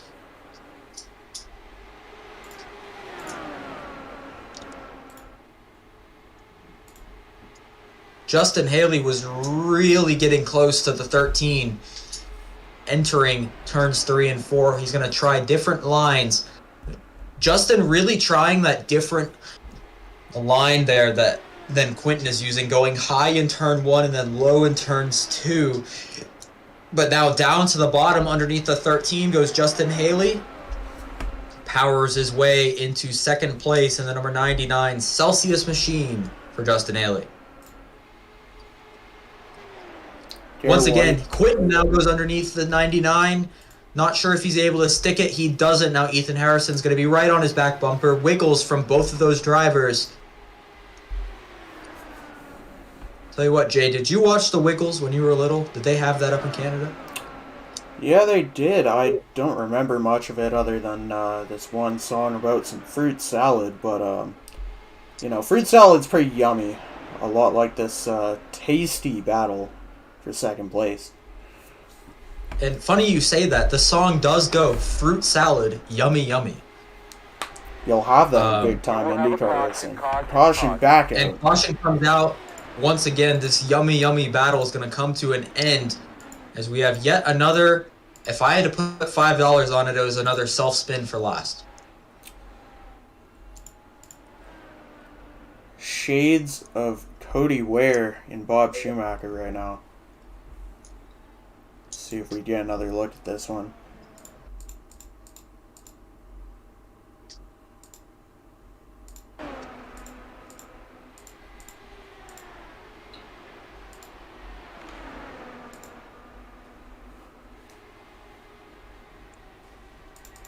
And I may have spoken too soon there. You may have spoken too soon. The actual culprit. For those of you unfamiliar,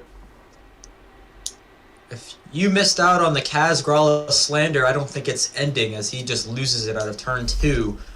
And he may have forgotten the brake pedal there because it didn't look like he even touched it heading into that inside wall as he goes and taps it again just for good measure. Taps it a third time before actually backing up to reverse into the pace truck. Well, he got hit everything but the pace car, as the saying goes, but I think he actually hit everything. I mean, Kaz really playing bowling. He just got a strike right there. Oh, and into the outside wall he goes, and there he goes. He has hit everything on the track and hits Aiden Oxidine as well.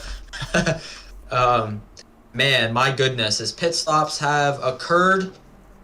Oh, look at that. Blake Kennedy comes off second. Quentin Haley loses a few positions. Justin Haley is your current leader coming off of pit road. This is bound to pick up the excitement a little more here as we got a couple of guys who I think are staying out on older tires. So don't go anywhere. We're probably about to see a big wreck.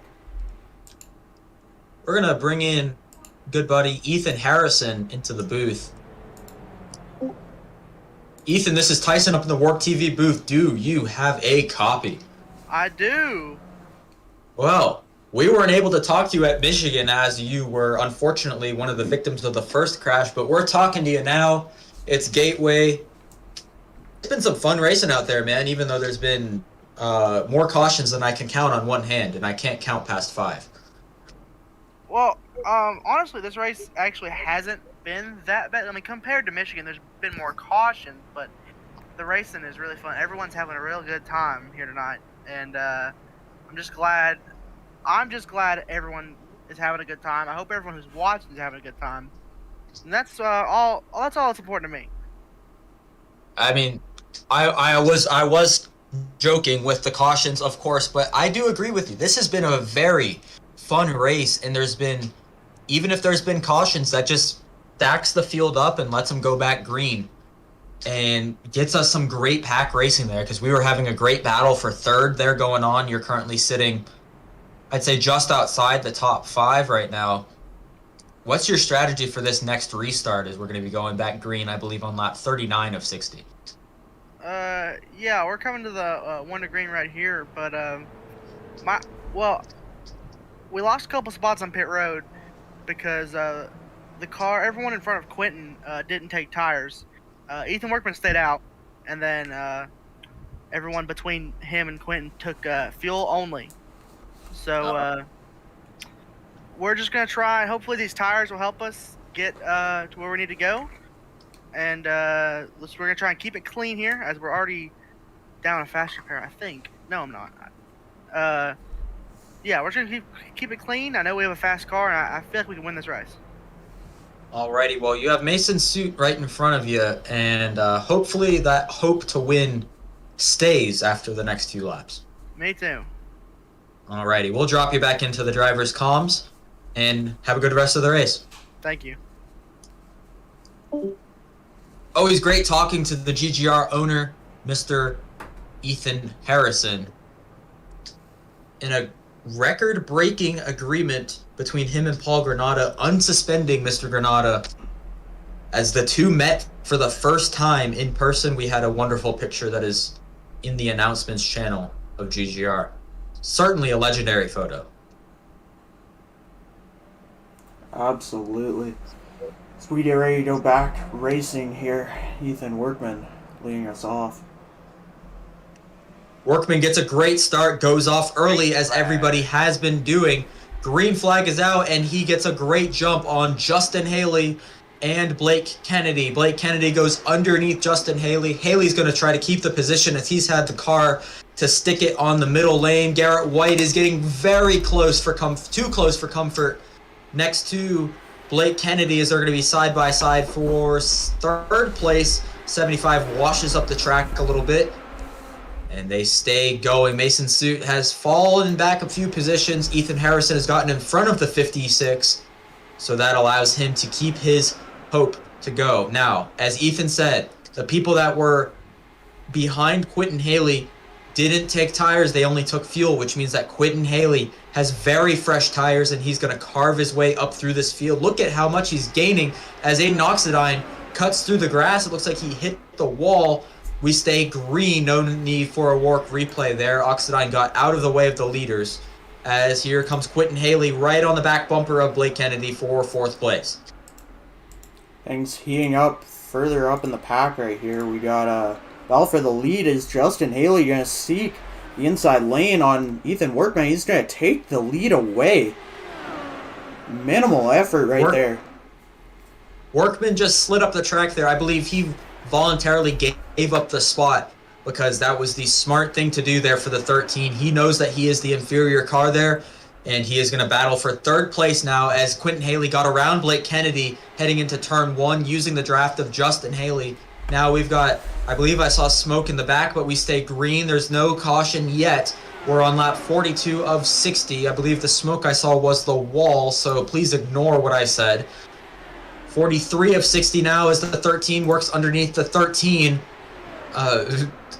In Inception over here, but the Red Bull car falls, maybe no.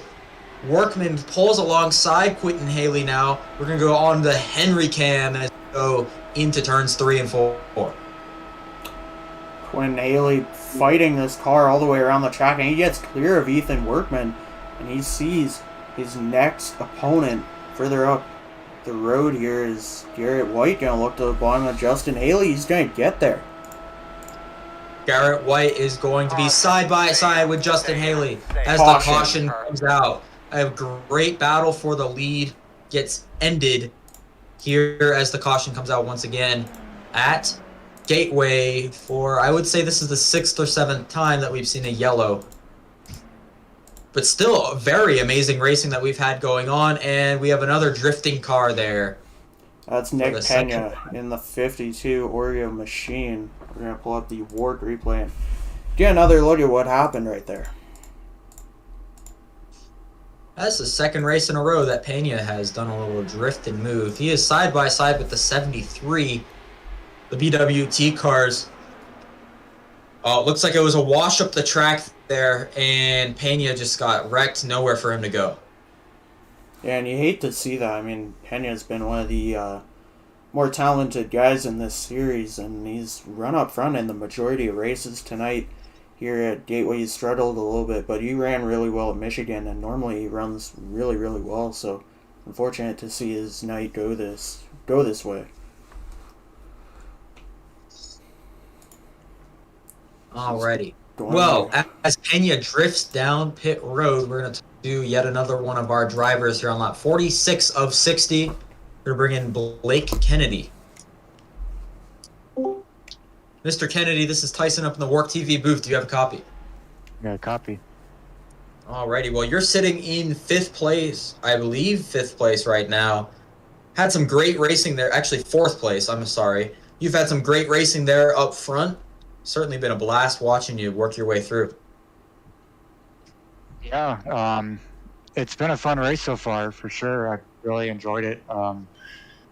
It's definitely a little tough to pass. Outside lane in 1 and 2 is preferred, and 3 and 4 on the bottom. But I've not been too high on these restarts here, but I feel like I've been a top 5 car on a race, so we'll see what happens. Well, you've got 3 very talented people right in front of you. Of course, you're talented as well. And then we have Ethan Harrison right behind you. And it seems like the majority of the cautions have been happening behind you with the people with lesser talent. Do you think we can keep it clean up front for the last, I'd say, 15 laps or so? Or do you think we'll be seeing another caution or so? A caution in the back for sure. But yeah, up front, it's going to be relatively clean. I think everyone's got a good skill set here. Garrett's really aggressive, so I'm a little bit weary on him, but I think he's got a smart enough head on him for not to cause anything. So hopefully we're to have a good, clean race to the finish here. Alrighty, well, you're about to grid up. I think we're 2 to go from the green, but we'll drop you back into driver comms and let you run the rest of your race. All right, sounds good. Thank you, guys. All right, thank you, Blake. Always glad to hear from Blake Kennedy, bringing him up in the booth. We haven't had a chance to talk to him that much this season, but the driver of the 75 will be restarting 4th here at Gateway. We're on lap 47 of 60. The lights are still on the pace truck, so I think we'll be going one more lap before we go green.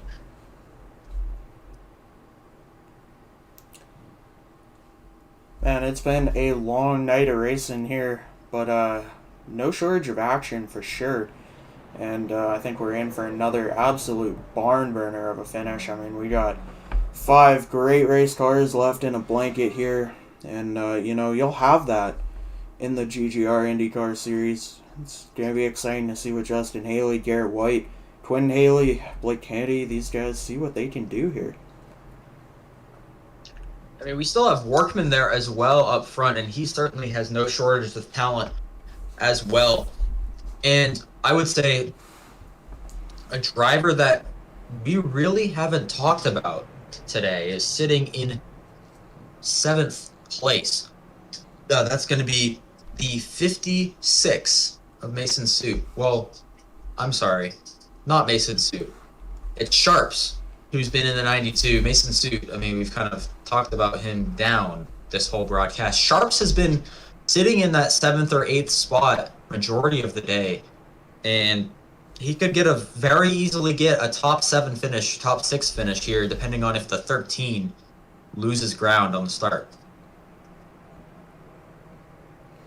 Justin Haley's going to be controlling the start, and I think this is going to be a very easy winner to see who wins it going into turn 1 and 2. But you never know. Garrett White, very aggressive, looking to the inside already as the pace truck pulls in, restarting on lap 49 of 60. Green flag is out, and Garrett White gets a bad start. Could that be strategy, though, as he pulls out underneath Quentin Haley to try to make a move to the inside going into turn 1?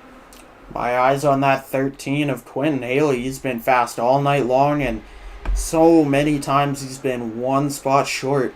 Will tonight be his night here as we're rolling around here, coming back to 11 to go at the line, and he's going to have to beat his own brother for this one. And Caution is back out. Haley, and Caution comes out yet again. I know, man. I think we need to start putting, All teed up for an exciting battle, and once again, we get a wreck. Not up front. Not in the frame. We're going to have to search around and see what actually caused this. We'll pull up the work replay here. Have another look.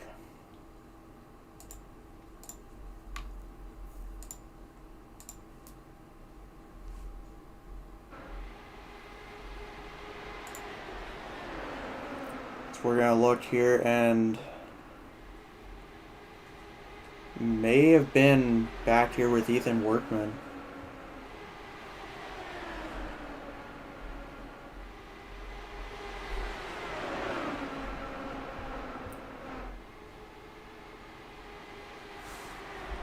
Not where that happened, I don't think.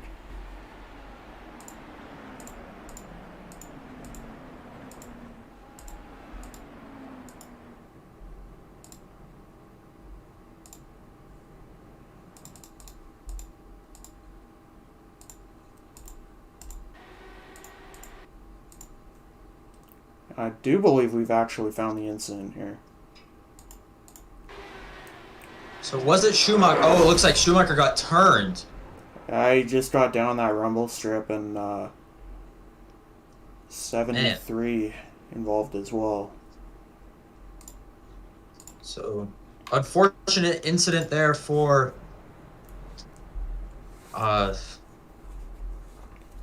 Schumacher, who was on pace for a top 10 finish. But man, just got turned. So we're at 10 laps to go. Right now, coming to 9 laps to go under the pace truck. Feel the worst for Quentin Haley. I mean, he's had arguably one of the fastest cars all night long, and I mean, I feel like he's the one guy who can take it to Justin Haley here up front. And these cautions are taking away laps for him to make that move, and now he's going to restart in that second spot, and guys have really struggled to get a good restart from the outside pole. So we'll see what happens here, but Quentin not in the ideal spot to take on his brother for the win here tonight.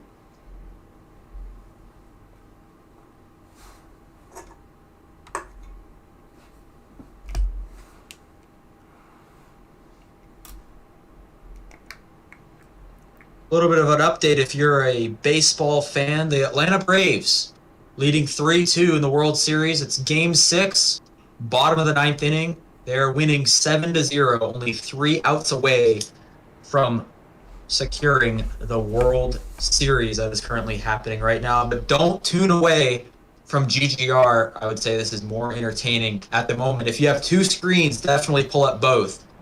But we're about to witness history, both on the baseball field and on the track, as we're on lap 52 of 60, coming to 8 laps to go. This means we'll be restarting on lap 54 of 60 here at Gateway. It'll be a sprint to the finish.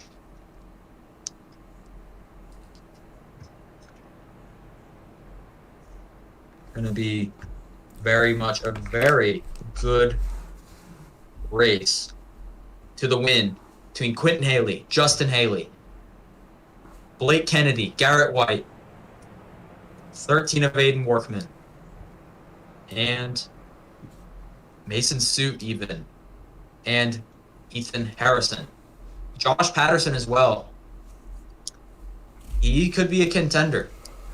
you never know. We certainly could see a whole variety of people win today's race. You know, I think my one to watch here is going to be that 13 car, that black, pink, and blue car of Quentin Haley. He's my pick here at the end. I think he can get it done, but he's going to need some things to fall his way here. And he's going to need this race to stay green to the end, ideally, for him. So we're rolling around turns 3 and 4 here. And Justin, you have to fire off and pull away. And great start there by Justin Haley as we're back underway. Quentin Haley's going to have to hold off the 26 and the 75 going into turn 1. 13 now gets away from them. The 26 gets a great run through the corner. Garrett White. Oh, and they're wrecking out back. Workman. Blake Kennedy and Workman make contact, and the caution has come out yet again here at Gateway. We're going to have a green-white. It's going to be, I'd say, 3 laps to go when we restart going back underway. That may have been the first wreck all night to occur inside the top 10. Have another look at that one on the WARC replay.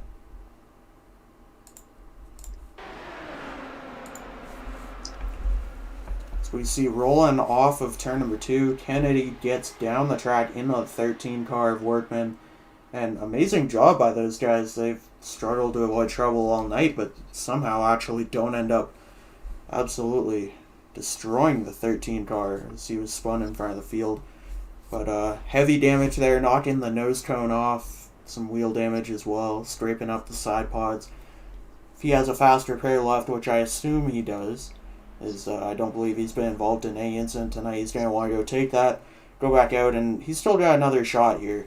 He's not out of this thing. We'd see a lot more wrecks, of course, unlimited green-white checkers here in the GGR Indycar series. He's going to wrestle that thing down the pit road here. Oh. Not quite enough. Barely bumps into it. And very unfortunate for Workman there because he had a very good car that, he certainly had a good race at Michigan. We were 5 laps to go. Good race at Michigan. Was hoping for a good result here. He was different on different pit strategies, but now, unfortunately, losing out. I gotta say, the biggest loser of everything that's gone on in the past 10 laps or so is Quentin Haley. I mean, man has not had a legitimate shot at going to take the lead away as these cautions keep coming out, and every time he starts to get close, he gets that opportunity. We just get a wreck, and I mean, that time at least it was actually wrecking for a worthwhile position, but I mean, the rest of the night we've just seen wrecks happen outside of the top 10. And like I said earlier, shades of Cody Ware.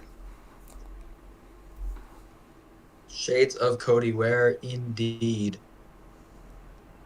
Everybody either channeling their inner Kaz Gralla or Cody Ware, especially Kaz Gralla himself.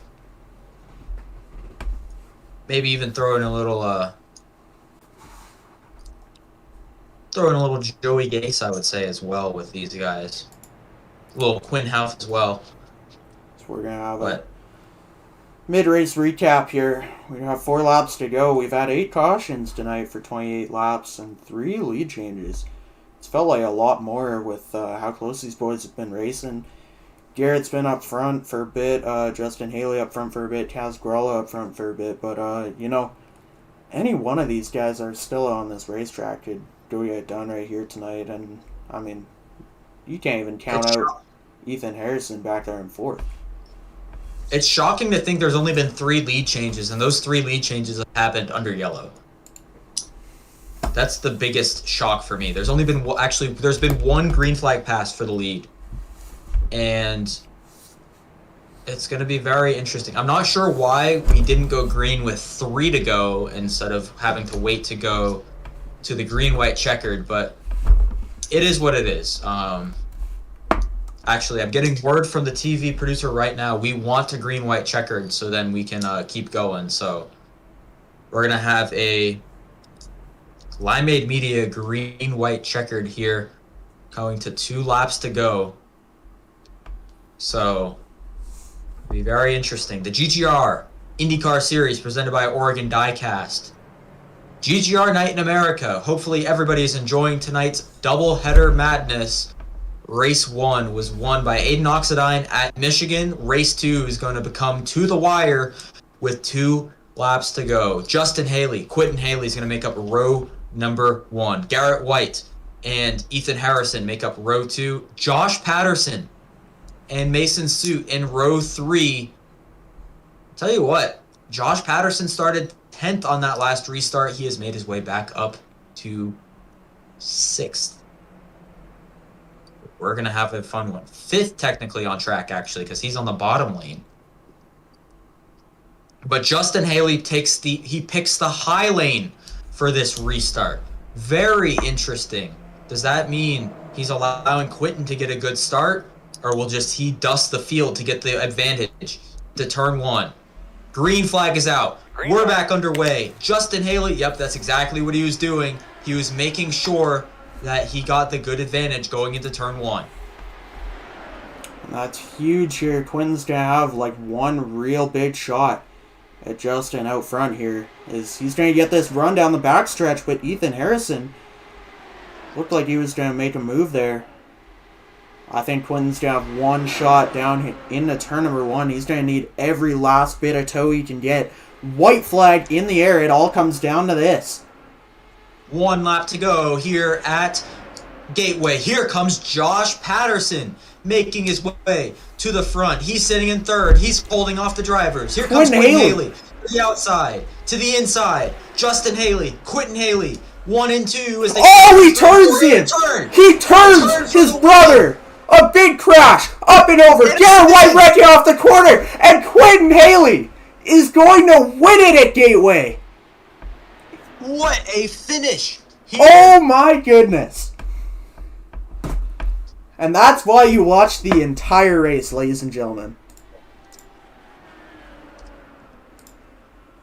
Oh my goodness. What a finish with Quentin Haley taking the win. And we have an underdog in 2nd and 3rd. Josh Patterson finished 2nd, and Mason Suit finished 3rd. I can't believe, with how crazy this race has been, we're calling Josh Patterson an underdog out here, but what a win for Quentin Haley. I mean, unbelievable. That's why you watch every lap of these races.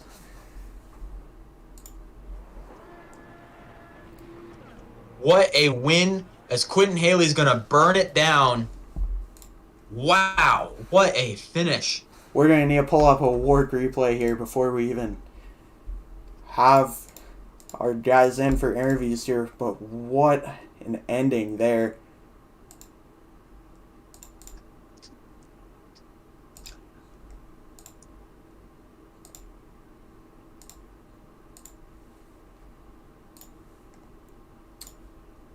Wow, that was just incredible. So we're going to look at it.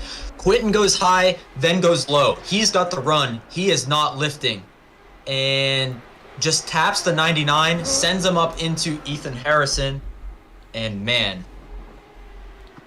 And you know, I don't know if that's entirely Quentin's fault. I think some of the blame can be put on iRacing's terrible, terrible network issues that they haven't fixed in over 10 years. And continue to struggle with that netcode issue. Is I don't think necessarily that they made enough contact to have that kind of trouble there, but you know, iRacing's glitches, bugs, and issues end up hurting the 99 of Justin Haley there. We're going to take a quick break and we'll be back for interviews here with our winners and the rest of our top 3. What an end to that race. The field is rolling on the back straightaway. Get ready. This is going to be tight.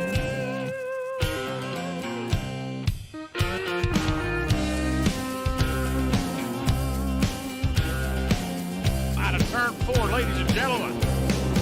The All-American 400 is underway. Gotta be careful. The bumps here can get you every time. Entering the corner, exiting the corner.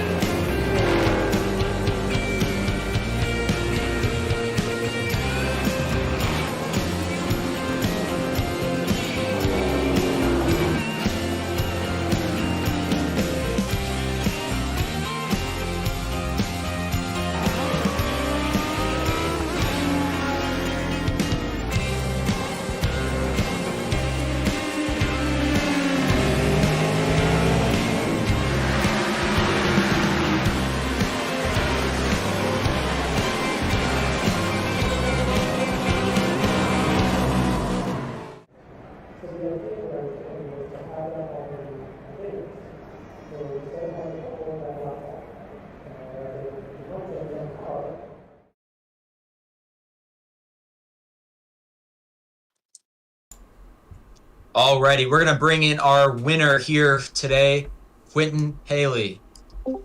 Winner, chicken dinner. Quentin, you're up in the Work TV booth. Do you have a copy? My life is full of shame right now, fellas. Not too proud of what just happened. Well, as one driver, Brad Keselowski, said, I ain't lifting. And that certainly seemed like what was happening. You did not lift, and you got the win here at Gateway. Walk us through that final restart. Tell me what was going through your head. Well, I was talking to Justin. Obviously, we were in our team comps together, and he was trying to help me out on those restarts, and we were just trying to make sure that we kind of controlled the field, make sure that Garrett White, who was just strong all night, just trying to make sure he stayed behind us. And I was ready to just ride along, take second, let Justin win. I mean, that's all he really wanted tonight was that GGR win. And I checked up in the middle of 3 and 4 for him. I checked up. I had a good run coming. I fully lifted off the gas, and I still just drove my nose into his fuel cell. So not really a good team effort there on my part. I probably have some questions on Wednesday from my team owner, who is also Justin. So, but we did good up until that final lap. Really controlled the field. Really were strong that closing part of the race. And you said you were going to control the field, and you guys definitely did. You had some good blocking there to really hold them off in the front, because Garrett White was really going to charge if you weren't doing anything to hold him off. But you guys did, and even if it wasn't exactly what Dark Horse wanted as a team, you guys got the win out there. Yeah, I can't be mad about it. Winning, obviously. I just, my heart breaks for my brother. I feel like it's my job out there to protect him, and unfortunately tonight it looked like he needed protection from me. Alrighty, well, 2 podiums today in the Limeade Media Doubleheader Madness. Jay, do you have any questions for our race winner? Yeah, I mean, I just wanted to ask, what goes through your mind as you're coming off turn 2, seeing the rear wing of that bright pink and white car? What went through your mind when you come off turn 2 and you're flying down that back straightaway at 200 miles an hour? What were you thinking in terms of what move were you gonna make? All that. Well, when I came out of 2 and I was going down the back stretch, I think my mind started to wander a bit. And I was thinking for a split second that I had the 51 truck of Jay Mulder. We might have lost communication there.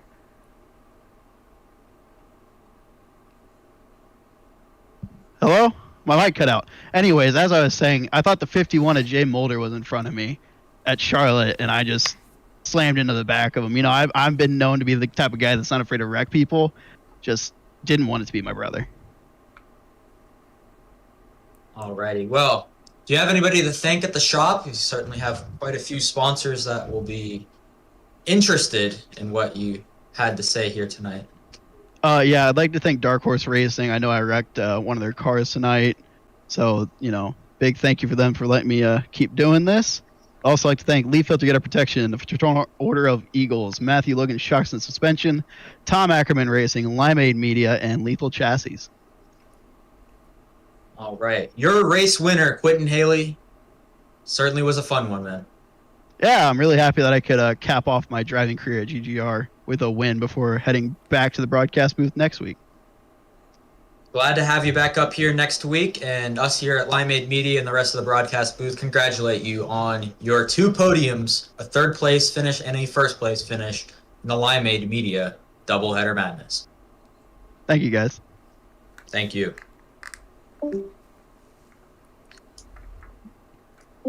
Bringing in our 2nd place driver into the booth, Josh Patterson. I mean, we were calling you an underdog all day, and you finished 2nd. That was some incredible racing out there. Thank you.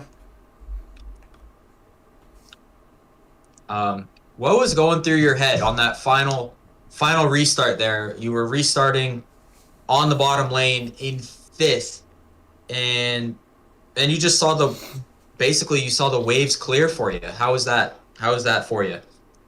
Those past couple restarts, I was clearing cars left and right. So I knew I had the speed on the restarts and I could figure my way by people. And I kind of just took that same mentality, went into the final restart. I, just got. But I just had a really good restart, and I got by Ethan and Garrett, and looking third, and Quentin decided to put the good old chrome horn to Justin, and that got me second. So I don't know, just lucky to be in the position I was, and it all worked out. Jay, do you have anything for our second place winner here tonight? Yeah, I mean, just overall good job to come back from incidents earlier in the night. I mean, it's unusual that we see you as an underdog out here, but a hell of a job there tonight. And just how did you come back from that early issue that you had? Well, that question actually has to be answered by my co-driver, crew chief, Brayson Collins. So I'm going to hand the mic over to him right now. He asked me, how'd you come back? Hi, folks. How you doing? Hi, Brayson. Back from the Yeah, Chad Canals here, up in the Chad Canals of Josh Patterson's triple monitor sunset up here. What question am I answering? Told you. Josh should not tell me. Well, apparently you were the one carving up through the field after the early race issue. How was that, hopping in the seat midway through the race? I mean, you were the most pro driver out there.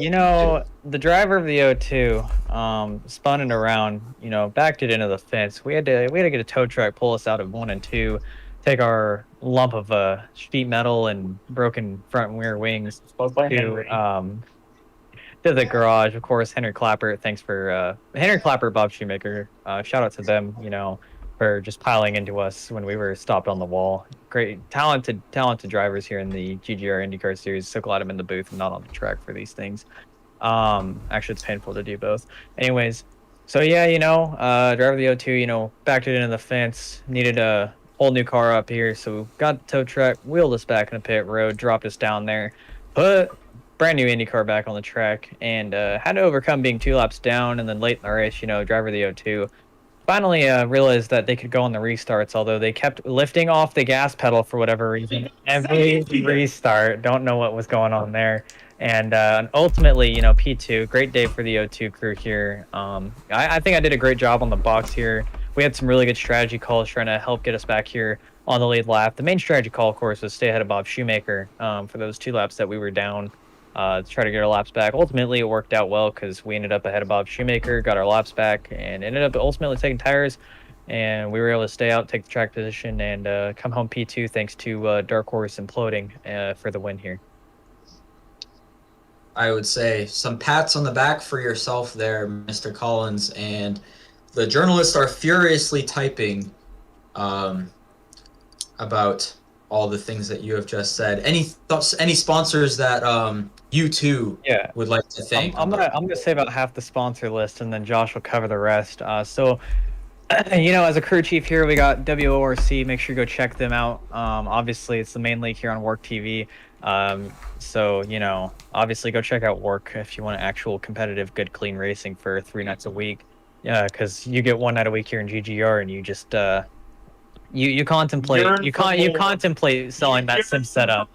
So yeah, shout out to Work. Shout out to Ethan for running this thing. Let's see what else we got here. I have to shout out Dark Horse Racing. Josh doesn't drive for them because he drives for loser Nova Sim Racing, but Dark Horse is the better team, obviously, because they took home the win. Granted, the teammates wrecked each other for it, so who knows how good that actually went. Let's see what else we got here. We got EVC Automotive. That's my sponsor. Josh just shouts them out every week. We got the Henry Cam, Keystone Corner, Visco Media, Outlaw Racing, because why not? I own that team, so shout them out. I'm going to hand it over to Josh to say the rest now, but thanks for broadcasting, y'all.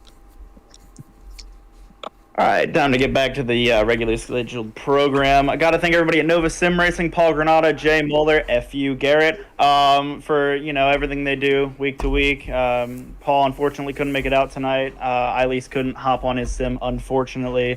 But Jay up in the booth, so just extending that points lead, which is always fun. Got to thank everybody who's on the car normally. JP Designs, Belfort Property Restoration, NTN, Endurance Distributions, Vulture Racing Engines, Work TV, Dunk Pools, the NASCAR Hotspot, Circle B Diecast, Patriot Clutches, Keystone Corner, EVC Automotive, Visco Media, Outlaw Racing, because of him, Coveted Henry Cam, Iris or 95 on Twitch. I gotta thank y'all for broadcasting tonight in Brayson's absence because he was helping me get a second place. I gotta thank Ethan for running the league, and I gotta thank everybody coming on track and coming out tonight for giving me a great race and a good night. Alrighty, well, Limeade Media, myself, and Jay Mulder, we congratulate you on your second place. I forgot. I gotta thank you too, Limeade Media. I gotta put that on my sponsor guide. You'll have that in big time sponsorship racing. Well, it was certainly a blast watching you out there, and myself at Limeade Media personally congratulates you and, I guess, Brayson on getting the second place finish here at Gateway in the Limeade Media Doubleheader Madness. Thank you, Limeade Media. Alrighty, bringing in our third place driver, Mason Suit. Do you have a copy? Yes, sir, I do. Well, Mr. Suit, pleasant surprise seeing you here in the podium, but it was certainly a great race. The seas parted for you. You were sitting in about 6th or 7th place, and you blinked, and now you're in 3rd. How was that final restart there for you? Well, I sucked at restarts all day, to put it simply. I could not get the car going at all. I don't know exactly how I ended up where I did, but I guess it just worked out that way. Well, I mean, if you say it worked out that way, it worked out about as good as it possibly could, because 3rd place for you at a very notoriously tough track at Gateway. Yeah, I mean, it was definitely a battle all day. Really fought the car in practice. Qualifying was subpar, and just kind of struggled most of the day, but got it figured out by the halfway point, and just kind of did all I could. Alrighty, Mr. Mulder, do you have any questions, comments, concerns for the driver who found his way into the 3rd place position here tonight?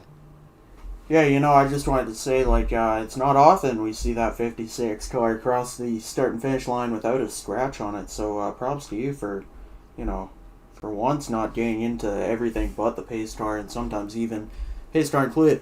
But nah, great job tonight, and congratulations on the 3rd place finish. Well, thank you, Mickey Mouse Mulder. No worries. For hitting everything, that honor was taken by Kaz Gralla tonight. So, Mason, you were saved from getting that award for today's race. Because he literally, he actually did hit the pace car. On his spin, he hit the outside wall, the inside wall, Aiden Oxidine, and the pace car. Wow. I didn't know about that. I haven't had a chance to look at the replay yet. Well, do you have any sponsors, people at the shop there to thank on that 56 car? Everyone at Mint Memes Racing, Fitman, ESR Performance Wheels, Mag Tools, Turn 4 Graphics, Limeade Media, Suit Services, National Guard, cool guys right there, go military. I think that's about it. Alrighty, well, myself at Limeade Media, the CEO, as well as Jay Mulder, we thank you for racing in tonight's race, the Limeade Media Doubleheader Madness, and congratulations on your 3rd place finish. Thank you. Alrighty. Well, that was certainly a very fun race. Jay, do you have any last words before we sign off for the night? I just want to say thank you to Work TV for having me for the past couple weeks here, filling in for Brayson and Quentin. Of course, Quentin getting the win tonight, and it's been fun. But I look forward to getting back behind the wheel and competing against Josh for a championship, hopefully. So that'll be fun, and Yeah. Well, certainly looking forward to seeing you there out on track, and I will return to my normal duties as a spectator. Thank you to everyone for tuning in for tonight's race, the Limeade Media Doubleheader Madness at Michigan and Gateway. GGR Night in America will return next week with Quinton and Brayson up in the booth as per usual. It's going to be at Charlotte Motor Speedway, a home track for many people. We will see you all there for the next race of the GGR Indycar Series presented by Oregon Diecast. I'm Tyson Gifford alongside Jay Mulder, and we thank you for tuning in GGR Night in America.